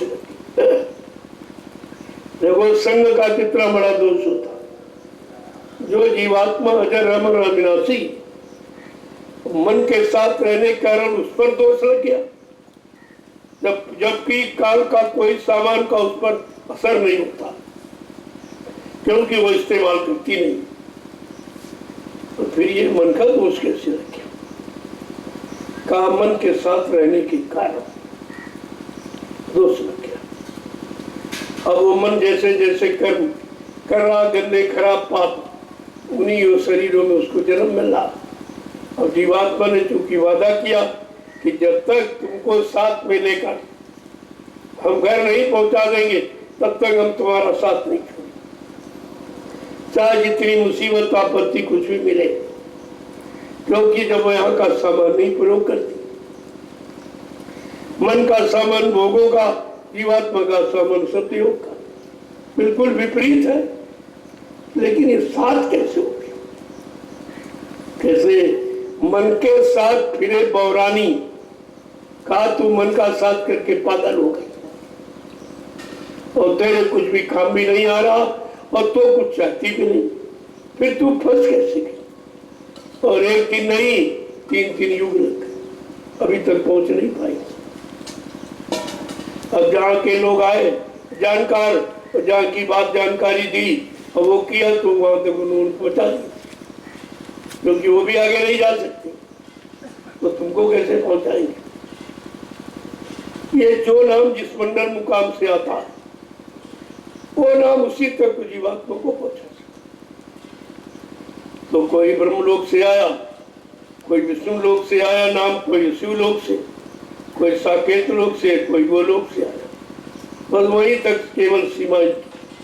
इसके आगे ये खुद नहीं जाए तो तुम्हें कैसे पहुंचाए? तब कहा कि सतलोक से, सचखंड से, अनामी धाम से मालिक को आना पड़ा कि चलो ऐसे तो ये कभी नहीं जा पाएगी, बहुत ज्यादा संतों की बात मान ली तो सतलोक तो पहुंचे। लेकिन आगे अलग है, अगम है और अनाम तो सबका, सारी जीवात्माओं को सुरतों का यह धाम घर अनामी धाम। जब तक वहां से कोई नहीं आएगा उधर से इधर और यहाँ जीवात्मा को जगा करके वहां नहीं पहुंचाएगा तब तक कोई जीवात्मा नहीं जा सकता, सब बेचारी फंसी पड़ी। तो अब की बार ये अवसर मिला, इसका लाभ उठा। क्या कह रहे महापुरुष समझा के कि दया मेहर से, दया मेहर सतगुरु से लेकर, दया मेहर सतगुरु से लेकर, तेरी ये दया, ये कृपा, ये मेहरबानी यहाँ कोई नहीं दे सकता, केवल सतगुरु देने आए उनसे ले लो। और तुम यहाँ कहीं पत्थर के आगे झुक रहे हो, कहीं कागज कैलेंडर, कहीं पानी तीरथ मूरत, जहाँ कुछ है ही नहीं, जहाँ कोई चेतन का नाम निशान नहीं, और तुम्हें ये ज्ञान नहीं कि चेतन देगा कि जड़ देगा, अरे मुर्दा देगा कि जिंदा देगा, इतने भी बात तो समझ में आई नहीं। और सब के सब उसी जड़ता की ममता में फंस गए, और जो निकालने आया उसकी बात सुनते नहीं। कहते यही भजन तेरे संग चलेगा। अगर साथ जाने की बात सोचो तो शरीर इंद्रियों से की गई कोई पूजा, कोई पाठ, कोई तीरथ, कोई दान और हवन जवन जब तक ये तुम्हारे साथ नहीं जाता, क्योंकि शरीर से आपने किया, जब शरीर नहीं जा सकता तो ये कैसे जाएगा? इसलिए महापुरुषों ने पूजा की स्थिति बदल दी कि शरीर से किया और शरीर में फंसे पड़े हो, अरे जरा जीवात्मा से करके देखो तो जीवात्मा घर पहुंच जाए, तो शरीरों वाला झगड़ा खत्म हो जाए, फिर आपको किसी शरीर में आना ही नहीं। जब शरीर में आना नहीं तो दुख का कारण बनना नहीं, मृत्यु का कारण बनना नहीं, फंसने का कारण बनना नहीं, भोगों की गंदगी आनी नहीं। ये सब जब ही होगा जब जीवात्मा जगेगी और घर पहुंचे। आगे क्या कह रहे हैं कि दया मेहर सतगुरु से, ये दया घर जाने की सतगुरु से, वो देने आए हैं और देके जाएंगे, आप वापिस थोड़ी लौटा के लिए, वो तो देखेंगे। अब देने के किसको दे, कौन इस लायक है, किसके पास ठहरेगी दया, किसके पास नहीं ठहरेगी, उसी में ये देर है। जो देर हो रही है वो इसी छटनी के लिए कि भाई ये किस पाक साफ बर्तन में ये दया डाली जाए जो सुरक्षित रहे, क्योंकि बर्तन तो गंदे हैं और गंदगी में दया रुकेगी नहीं, ठहर ही नहीं सकती। तो पहले आपके बर्तन को साफ किया जाए, किससे? सत्संग सुना के, सारे भाव पैदा करा के, जो बचा कुछ गंदगी वो सेवा में लगा, सेवा से रगड़ पड़ती। तो शरीर इंद्रियों से आपने जो बुरा पाप कर्म किया है और शरीर आपका सेवा में लगा के बड़ी रगड़ाई मजाई कर रहे, तरह तरह की धीरे से अगर ये कर लो, विश्वास आ जाए तो काम आपका जल्दी हो जाएगा। लेकिन सेवा भी मन नहीं लगता, कहीं कहेगा धूप है, कहीं कहेगा गर्मी है, कहीं कहेगा जाड़ा लग रहा, खरा बरसात हो रही, अरे ये तो ऋतु में आती जाती रही। ये तुम्हारे सोचने से ये ऋतुओं का काम नहीं बंद हो जाए। तुमको अगर यानी मतलब बुद्धि है तो अपना काम बना लो इसी में। तो कहते हैं ये दया, ये कृपा, ये मेहरबानी, ये सहयोग सतगुरु से वो देने आए हैं, देके जाएंगे। आगे क्या करें? कहते दया मेहर सतगुरु से लेकर चढ़ो त्रिकुटी धाम, यानी इंद्रियों की गंदगी से निकलकर जाओ। ये है जीवात्मा का नाका, जीवात्मा का स्थान, घर, ये पाठशाला। यहाँ से नीचे गंदगी है, आंखों से देख के, कानों से सुन के, मुजवान से खा के, हाथ पैरों से करके, तो ये नीचे गंदगी का स्थान है। इनसे आप गंदगी करते हो और मन इसी गंदगी में फंस गया और गंदे भोगों में लग गया। लेकिन जीवात्मा ऊपर नक्के में बैठी, वो पाक साफ स्थान में बैठी और इंतजार कर रही मन का, ऐ मेरे मित्र मन तुम कब वापिस लौटोगे? कितनी मार खा रहे हो, कितने परेशान हो रहे हो और हर योनि में जाके तुम अनुभव नहीं कर पा रहे हो कि जन्म मरण के सिवा वहाँ कुछ नहीं है। पैदा हो गए मर गए, पैदा हुए फिर मर गए, ये तो सिलसिला बहुत पुराना। अगर इससे मुक्त होना चाहती है सच्ची मुक्ति, जो आपको आवागमन से यानी रहित कर दे, जन्म मरण से छुटकारा दिला दे, घर पहुंचा दे, उसको कहते हैं सच्ची मुक्ति। आगे समझा के क्या कहें कि काल कर्म के बंधन टूटे, काल कर्म के बंधन टूटे, काल कर्म के बंधन छूटे, काल कर्म के बंधन छूटे, मिले पुरुष सतनाम, मिले पुरुष सतनाम, मन तुम भजो गुरु का नाम। देखो क्या कहते हैं कि गुरु की सीख मानो, उनके वचनों को मानो और ऊपर चलने की कोशिश करो, तो क्या होगा? काल कर्म के बंधनों से मुक्त करा। वो ये मुक्ति देने आए कि काल कर्म के बंधनों से तुमको मुक्त कर देंगे। जो काल माया ने मिलकर ये कर्मों का जाल, कर्मों के बंधन, कर्मों की बेड़ियां जो बनाई, काल से तुम्हें मुक्त करा दी। और मिले पुरुष सतनाम, और जहाँ वो सतनाम का निवास है यानी सच्चा नाम जहाँ है वहां तुम्हें पहुंचा दे। यानी जो तुम्हारा नाम, तुम्हारा स्थान है, वहां तुमको पहुंचा देंगे। फिर तुमको क्या होगा? काल कर्मों के बंधन से छुटकारा मिलेगा। फिर तुम काल नगरी न कभी आओगी, न उसके कर्मों के जाल में फंसोगी, और ना तुम्हारा यानी यहाँ रहने का और भटकाने का कारण बनेगा। तुम सीधे अपने घर आओ जाओ। अगर जागी हुई सूरत आती, उसको काल में नहीं फंस सकते। संत महापुरुष आते हैं और काम करके चले जाते हैं, उन पर कोई असर नहीं, किसी चीज का, किसी चीज का कोई असर नहीं होता।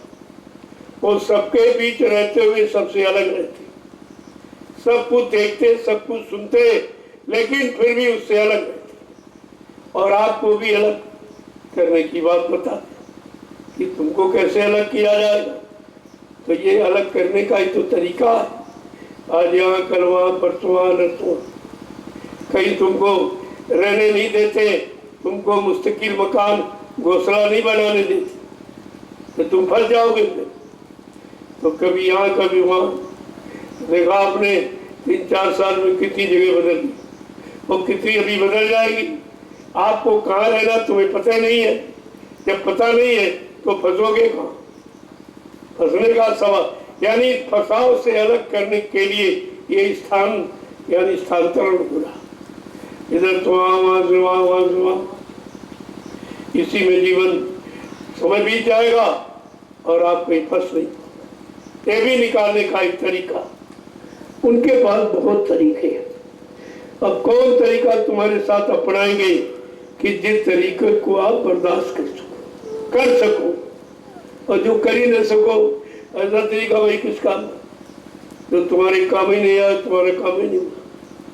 तो उनके पास बहुत तरीके, और कहा भी अगर जीवों को कोई परेशानी तकलीफ देखूंगा तो और सरल कर दूंगा, और सरल कर दूंगा।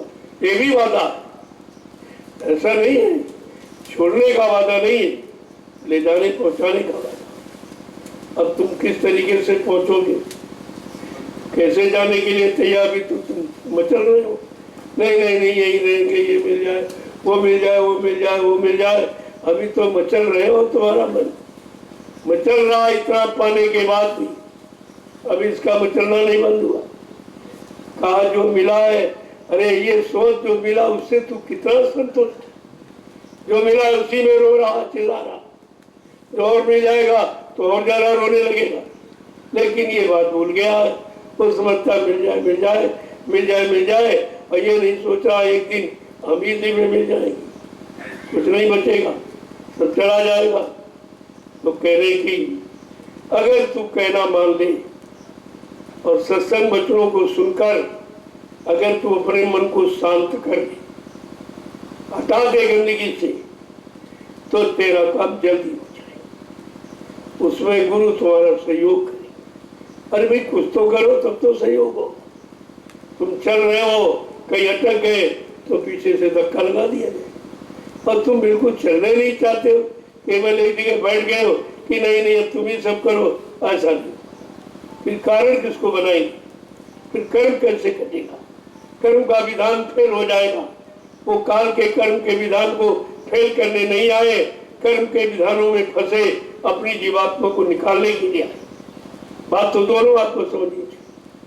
वो काल की व्यवस्था बिगाड़ने नहीं आए, काल की व्यवस्था में अपने जीवों को फंसे जीवों को निकालने आए।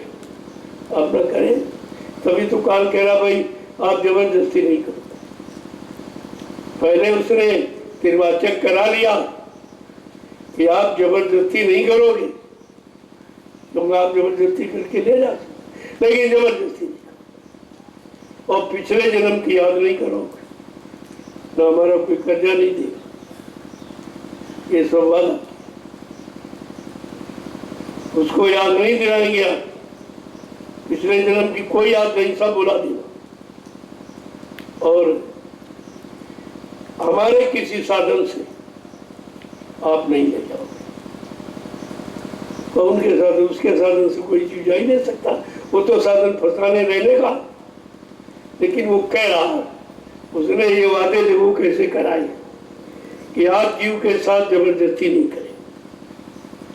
जबरदस्ती आप वैसे ले जा सकते, वो जबरदस्ती शरीर सहित भी ले जा सकते। ये भी विधान है कि शरीर सहित ले जाकर ऊपर किसी मंडल में ठहरा कर उसके कर्मों की अदायगी करा देंगे और काल को भरक नहीं पड़ेगी। ऐसी गुप्त सुरंगें हैं, मार गए थे, लेकिन वो सबको ऐसे असीम पुरुष होते हुए बहुत सीमा में रहते, कोई नहीं पहचान पाता, कोई उनको जान ही नहीं पाता। अब ये जो करीब में आ गए, जो स्पर्श में आ गए, वो धीरे धीरे समझ लेते, अरे भाई इनका स्पर्श बड़ा ठंडा है, बाकी तो बड़ा जहरीला स्पर्श है। छू लो किसी को एकदम शरीर मतलब भूत बन जाता, सवार हो जाता। लेकिन इनमें नहीं, इसका मतलब ये शरीर है, लेकिन शरीर का कोई कर्म नहीं इसमें। ये धीरे धीरे समझ में आने लगता और एहसास भी करा देते। अच्छे सच्चे साधक को एहसास कराते वही, जिससे वो उसका समय खराब न हो। इसी एहसास में किसी और से फंस सकता, वहां तो उसका नुकसान हो जाए। वो तो ठंडा है नहीं, वो तो एकदम गर्म है। काम करो, लोग अहंकार की अग्नि से जला फौरन तुमको पकड़ के जला देगा।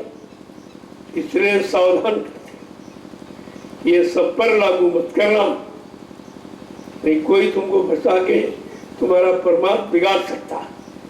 बड़ी होशियारी के साथ है ये होशियारी चालाकी, ये सब सिखा पढ़ा देती। जब धीरे धीरे आते जाते रहोगे, लगे रहोगे और समझते रहोगे, बच्चों को सुनते रहोगे, परमार्थी सेवा करते रहोगे और थोड़ा बहुत सुबह शाम हाजिरी देते रहोगे, तभी काम हो जाएगा।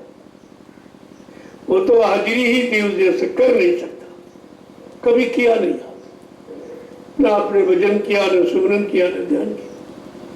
तो जब भी कभी किया ही नहीं तो कैसे कर लो? आपको अभ्यास नहीं है, तो इसलिए कह रहे चलो तुम निमित्त मात्र, अरे खड़े तो रहो अपनी जगह मत छोड़ना। दया ज्वार भाटा आएगा और नहला के चला जाए। समुद्र की दया ज्वार भाटा है, और संत महापुरुषों की दया ये कि जो तुमको अपनी दया से नहला देंगे और धीरे धीरे तुम्हारा काम ऐसे ही करना।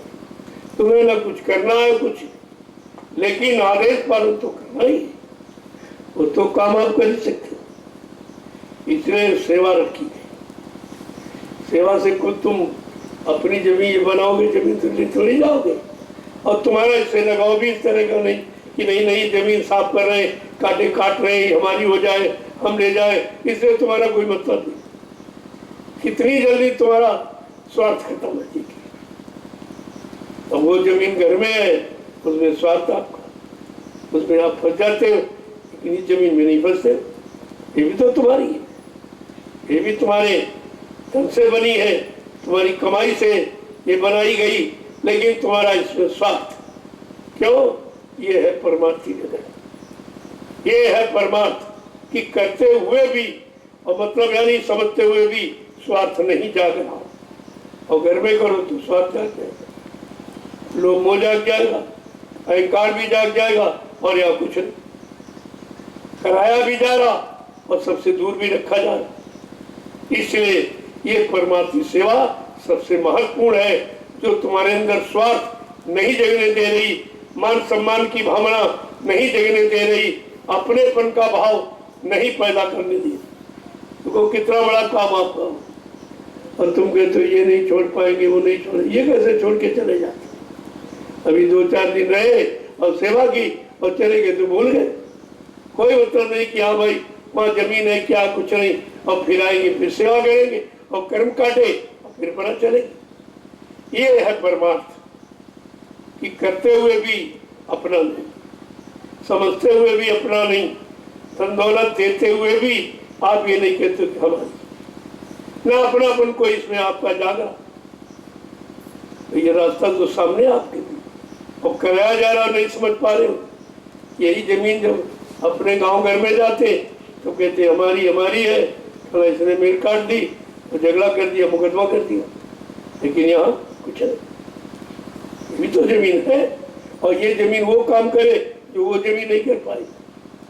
वो केवल पेट पालन कर सकती, परमार्थ नहीं बना सकती, किसी किए गए कर्म का यानी मतलब समाधान नहीं कर सकती। ये उस जमीन में नहीं जो उसमें, इसलिए ये जमीन तुम्हारी लोक परलोक दोनों बनाने वाली है। इसलिए अपनी जमीन को समझदारी के साथ रखो, करो।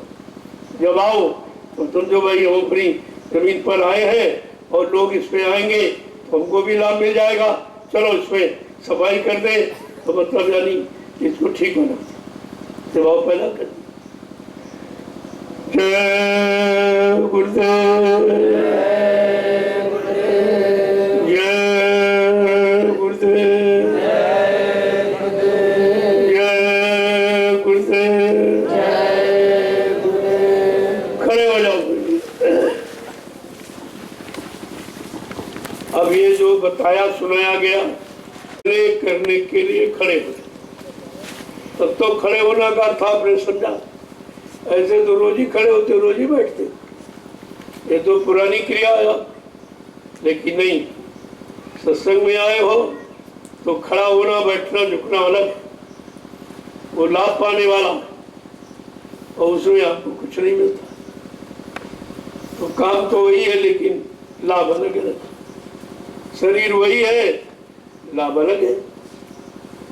शरीर से ही आप परिवार समाज में रहते हो, लेकिन जो कर्म जो क्रिया यहाँ करोगे वहां नहीं कर पाओगे, वहां हो ही नहीं सकती। कम से कम इस बात को समझा।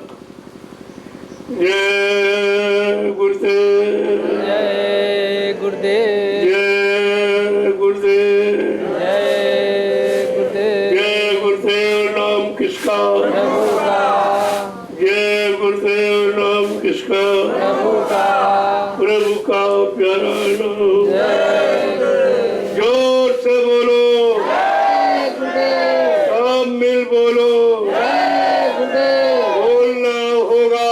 जय गुरुदेव, अभी से बोलो, जय गुरुदेव, कदर से हरेंगे, जय गुरुदेव, सब कष्ट मिटेंगे, जय गुरुदेव, सुख शांति भी देंगे। जय गुरुदेव, सबके दाता, जय गुरुदेव, सबके मालिक, जय गुरुदेव, प्रेम से बोले।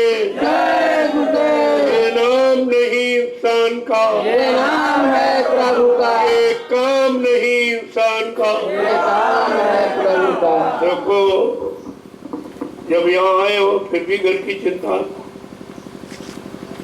लेकिन यहाँ जाने के बाद फिर आश्रम की चिंता क्यों नहीं करते, ये भूल जाते हो। जो रखना चाहिए वो भूलते हो, और जो नहीं रखना चाहिए उसको याद करते। अब यहाँ आए कि भाई घर जाए, ये काम बिगड़ रहा होगा, वो काम बिगड़ रहा होगा, वो काम बिगड़ होगा, लेकिन मन बिगड़ रहा है ये कभी नहीं सोचते हो। और यहाँ मन को ठीक करने आयो, तन को निरोग बनाने आयो, आत्मा का उद्धार कल्याण कराने आए, एक काम है। और ये कोई काम वहां नहीं कर सकते, घर में ये कोई काम नहीं, बल्कि इन कामों में बाधा पड़ सकती, क्योंकि वहां कोई तुम्हारा सहयोगी नहीं, वहां तुम्हारा कोई अपना नहीं जिसको तुम्हारी चिंता हो। ऐसा कोई, सबको अपनी चिंता है कि रहेगा तो ये काम करेगा, ये सेवा करेगा, ये मतलब देगा, वो देगा, वो देगा, ये कमाएगा, वो कमाएगा, बस बस उसकी चिंता। तुम्हारी चिंता किसी को नहीं है, तुम्हारे द्वारा मिलने वाले आराम सुख की चिंता, तुम्हारी चिंता किसी को नहीं।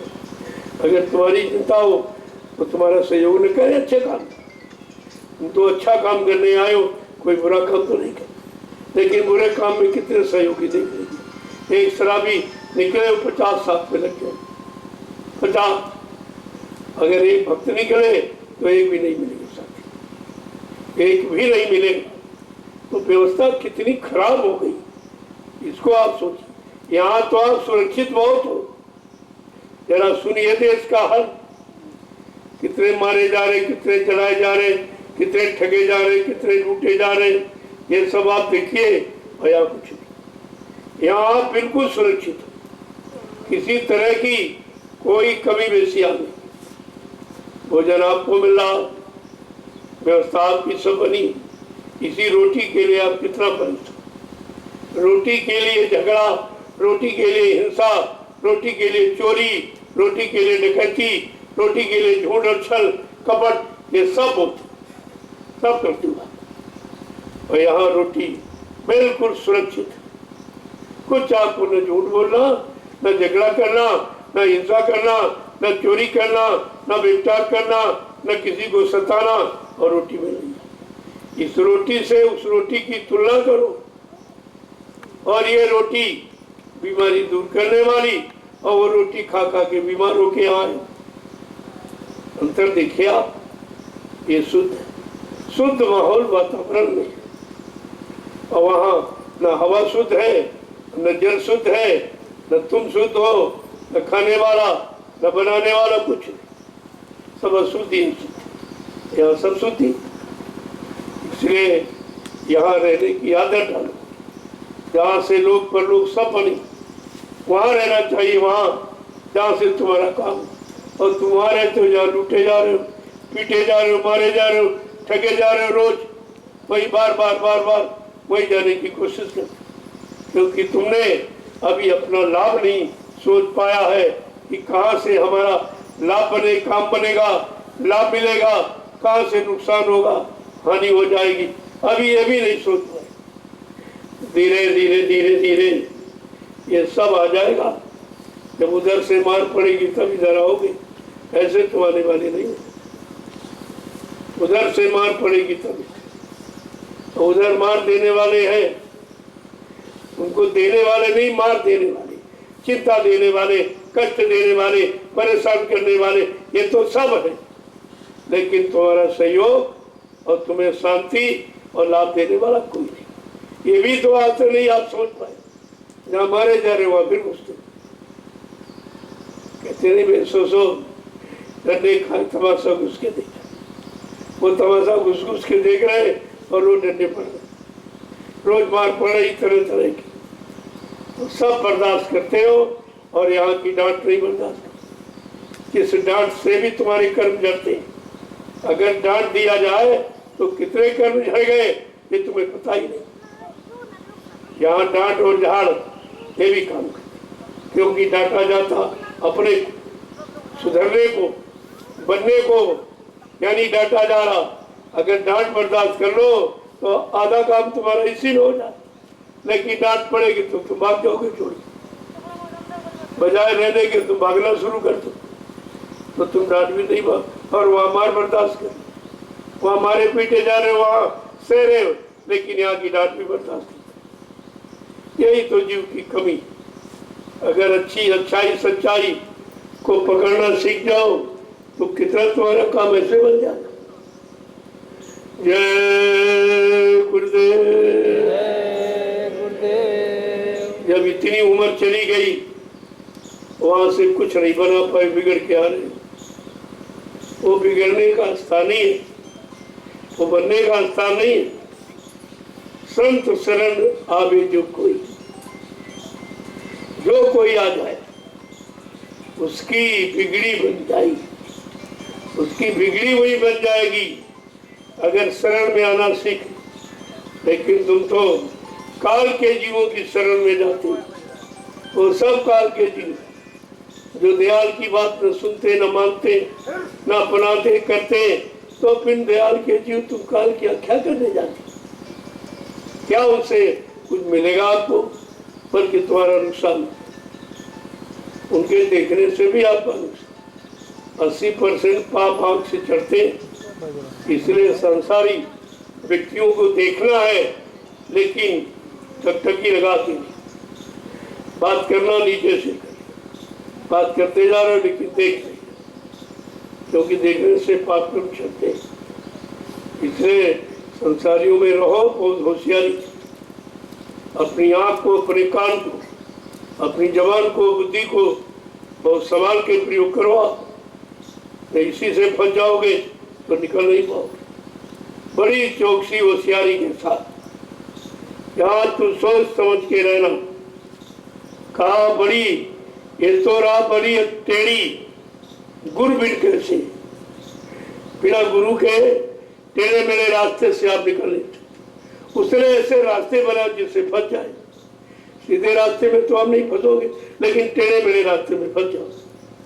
तो टेढ़ा मेढ़ा रास्ता उसने ये बनाया, उसी में आपको फंस लिया। और सीधे रास्ते पर महापुरुष चलाना चाहते तो आप आते ही नहीं, तो जबरदस्ती आपको चलाया जा। तुम कहाँ चलने वाले, जबरदस्ती बुलाया गया, तुम्हें आने वाले कहाँ थे। उनको ही बुलावा आया है, वही बुलाए जाते हैं जिनका लेन देन पूरा कराना। उनका तो वो क्यों नहीं आते, वो क्यों नहीं आते। अरे जिसका लेन देन होगा वो आएगा, सब कैसे आ जाएंगे। कितने को आपने निमंत्रण दिया, कोई आया कभी देखा? कोई नहीं आता। क्यों? इनसे तुम्हारा कोई लेन देन नहीं, उनसे तुम्हारा कोई मतलब ही नहीं। लेकिन तुम अपना यानी मतलब व्यवहार है या भाव है अपना अदा करते कि हमारा भाव तो सर्वहित का, सबका हित हो, सबका कल्याण बनाओ। इस नाते तुम अपनी फॉर्मेलिटी अदा करो। कोई आता कि नहीं आता इससे क्या मतलब। नहीं आएंगे तो तुम्हारा नुकसान नहीं है, आ जाएंगे तो कोई मदद नहीं करेगी। भाई चार अगर एक बड़ा आदमी बुला लो तो चार आदमी उसकी सेवा के लिए लगाने पड़े। तो ऐसे बड़े से हमारा मतलब क्या, हम तो छोटे चार बुलाएंगे, चारों काम करेंगे। एक बड़ा आ गया तो चारों उसी की सेवा में लग जाएंगे, नहीं लगेंगे तो नाराज हो जाएगा। तो ऐसे बड़ों की आवश्यकता यहाँ नहीं है जो हमारे प्रेमियों का समय नुकसान करे। उनकी सेवा में समय लगा दे, अपनी सेवा भूल जाएंगे। तो इसलिए यहाँ उनकी आवश्यकता नहीं है, वो तो फॉर्मेलिटी है। चलो भाई सबको दिया, चलो इनको भी। हम जानते हैं कि वो नहीं आएंगे, लेकिन फिर भी हम देंगे क्योंकि हमारा कर्तव्य है। उनके ना आने से अपने कर्तव्य को थोड़ी भूल जाएंगे। जय गुरुदेव। जय गुरुदेव। चलो प्रेमियों को आज मौसम बढ़िया, आज इसको मैदान को बढ़िया ठोक पीट के एकदम ठीक कर दो। वो झाड़ी ऊंचे वाली मिट्टी नहीं काटना, झाड़ी झाड़ी काटना और ऊंचे पर झंडा लगा। इसकी बहुत जरूरत है। प्रेमी आए हैं, उनको लाभ मिल जाए ये मुफ्त वाला। सुबह शाम अपनी सेवा भी करेंगे और झंडे की परिक्रमा करेंगे, तो ये लाभ उनको मतलब यानी बिना खर्च किए मिल जाए। तो उसको जाओ पहले झंडा करिए, तुरंत मतलब यानी उस जगह को साफ कर दो। वो ऊंचा है टीला, उतना ऊंचा रखना, मिट्टी नहीं खोदना, और गोल करके ऐसे बना दो और बस वहीं पर झंडा। ये झंडा सारे विश्व को संदेश दे रहा, सब लोग देख रहे और जिनको लाभ मिल रहा वो कह रहे। ऐसे थोड़ी गाड़ दिया गया ये बात तो नहीं। अरे वो काम करेगा, वो काम करेगा जब काम के अनुसार तुम रहना सीखो। इसीलिए कहा भाई शाकाहारी हो जाए।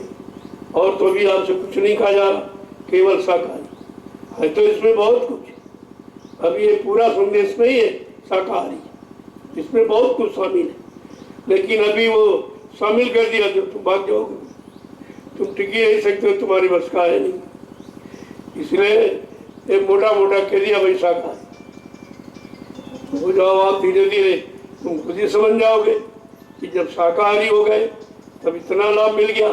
अगर पूर्ण शाकाहारी और सदाचारी ब्रह्मचारी हो जाए तो पूरा लाभ मिल जाए। पूरा लाभ लेने के लिए पूरी नीति अपनानी पड़ेगी, पूरे सिद्धांत आदेश का पालन करना होगा, तब आपको पूरा लाभ मिलेगा। अभी तो जैसा जितना आप करें उतना आपको मिला। जय गुरुदेव।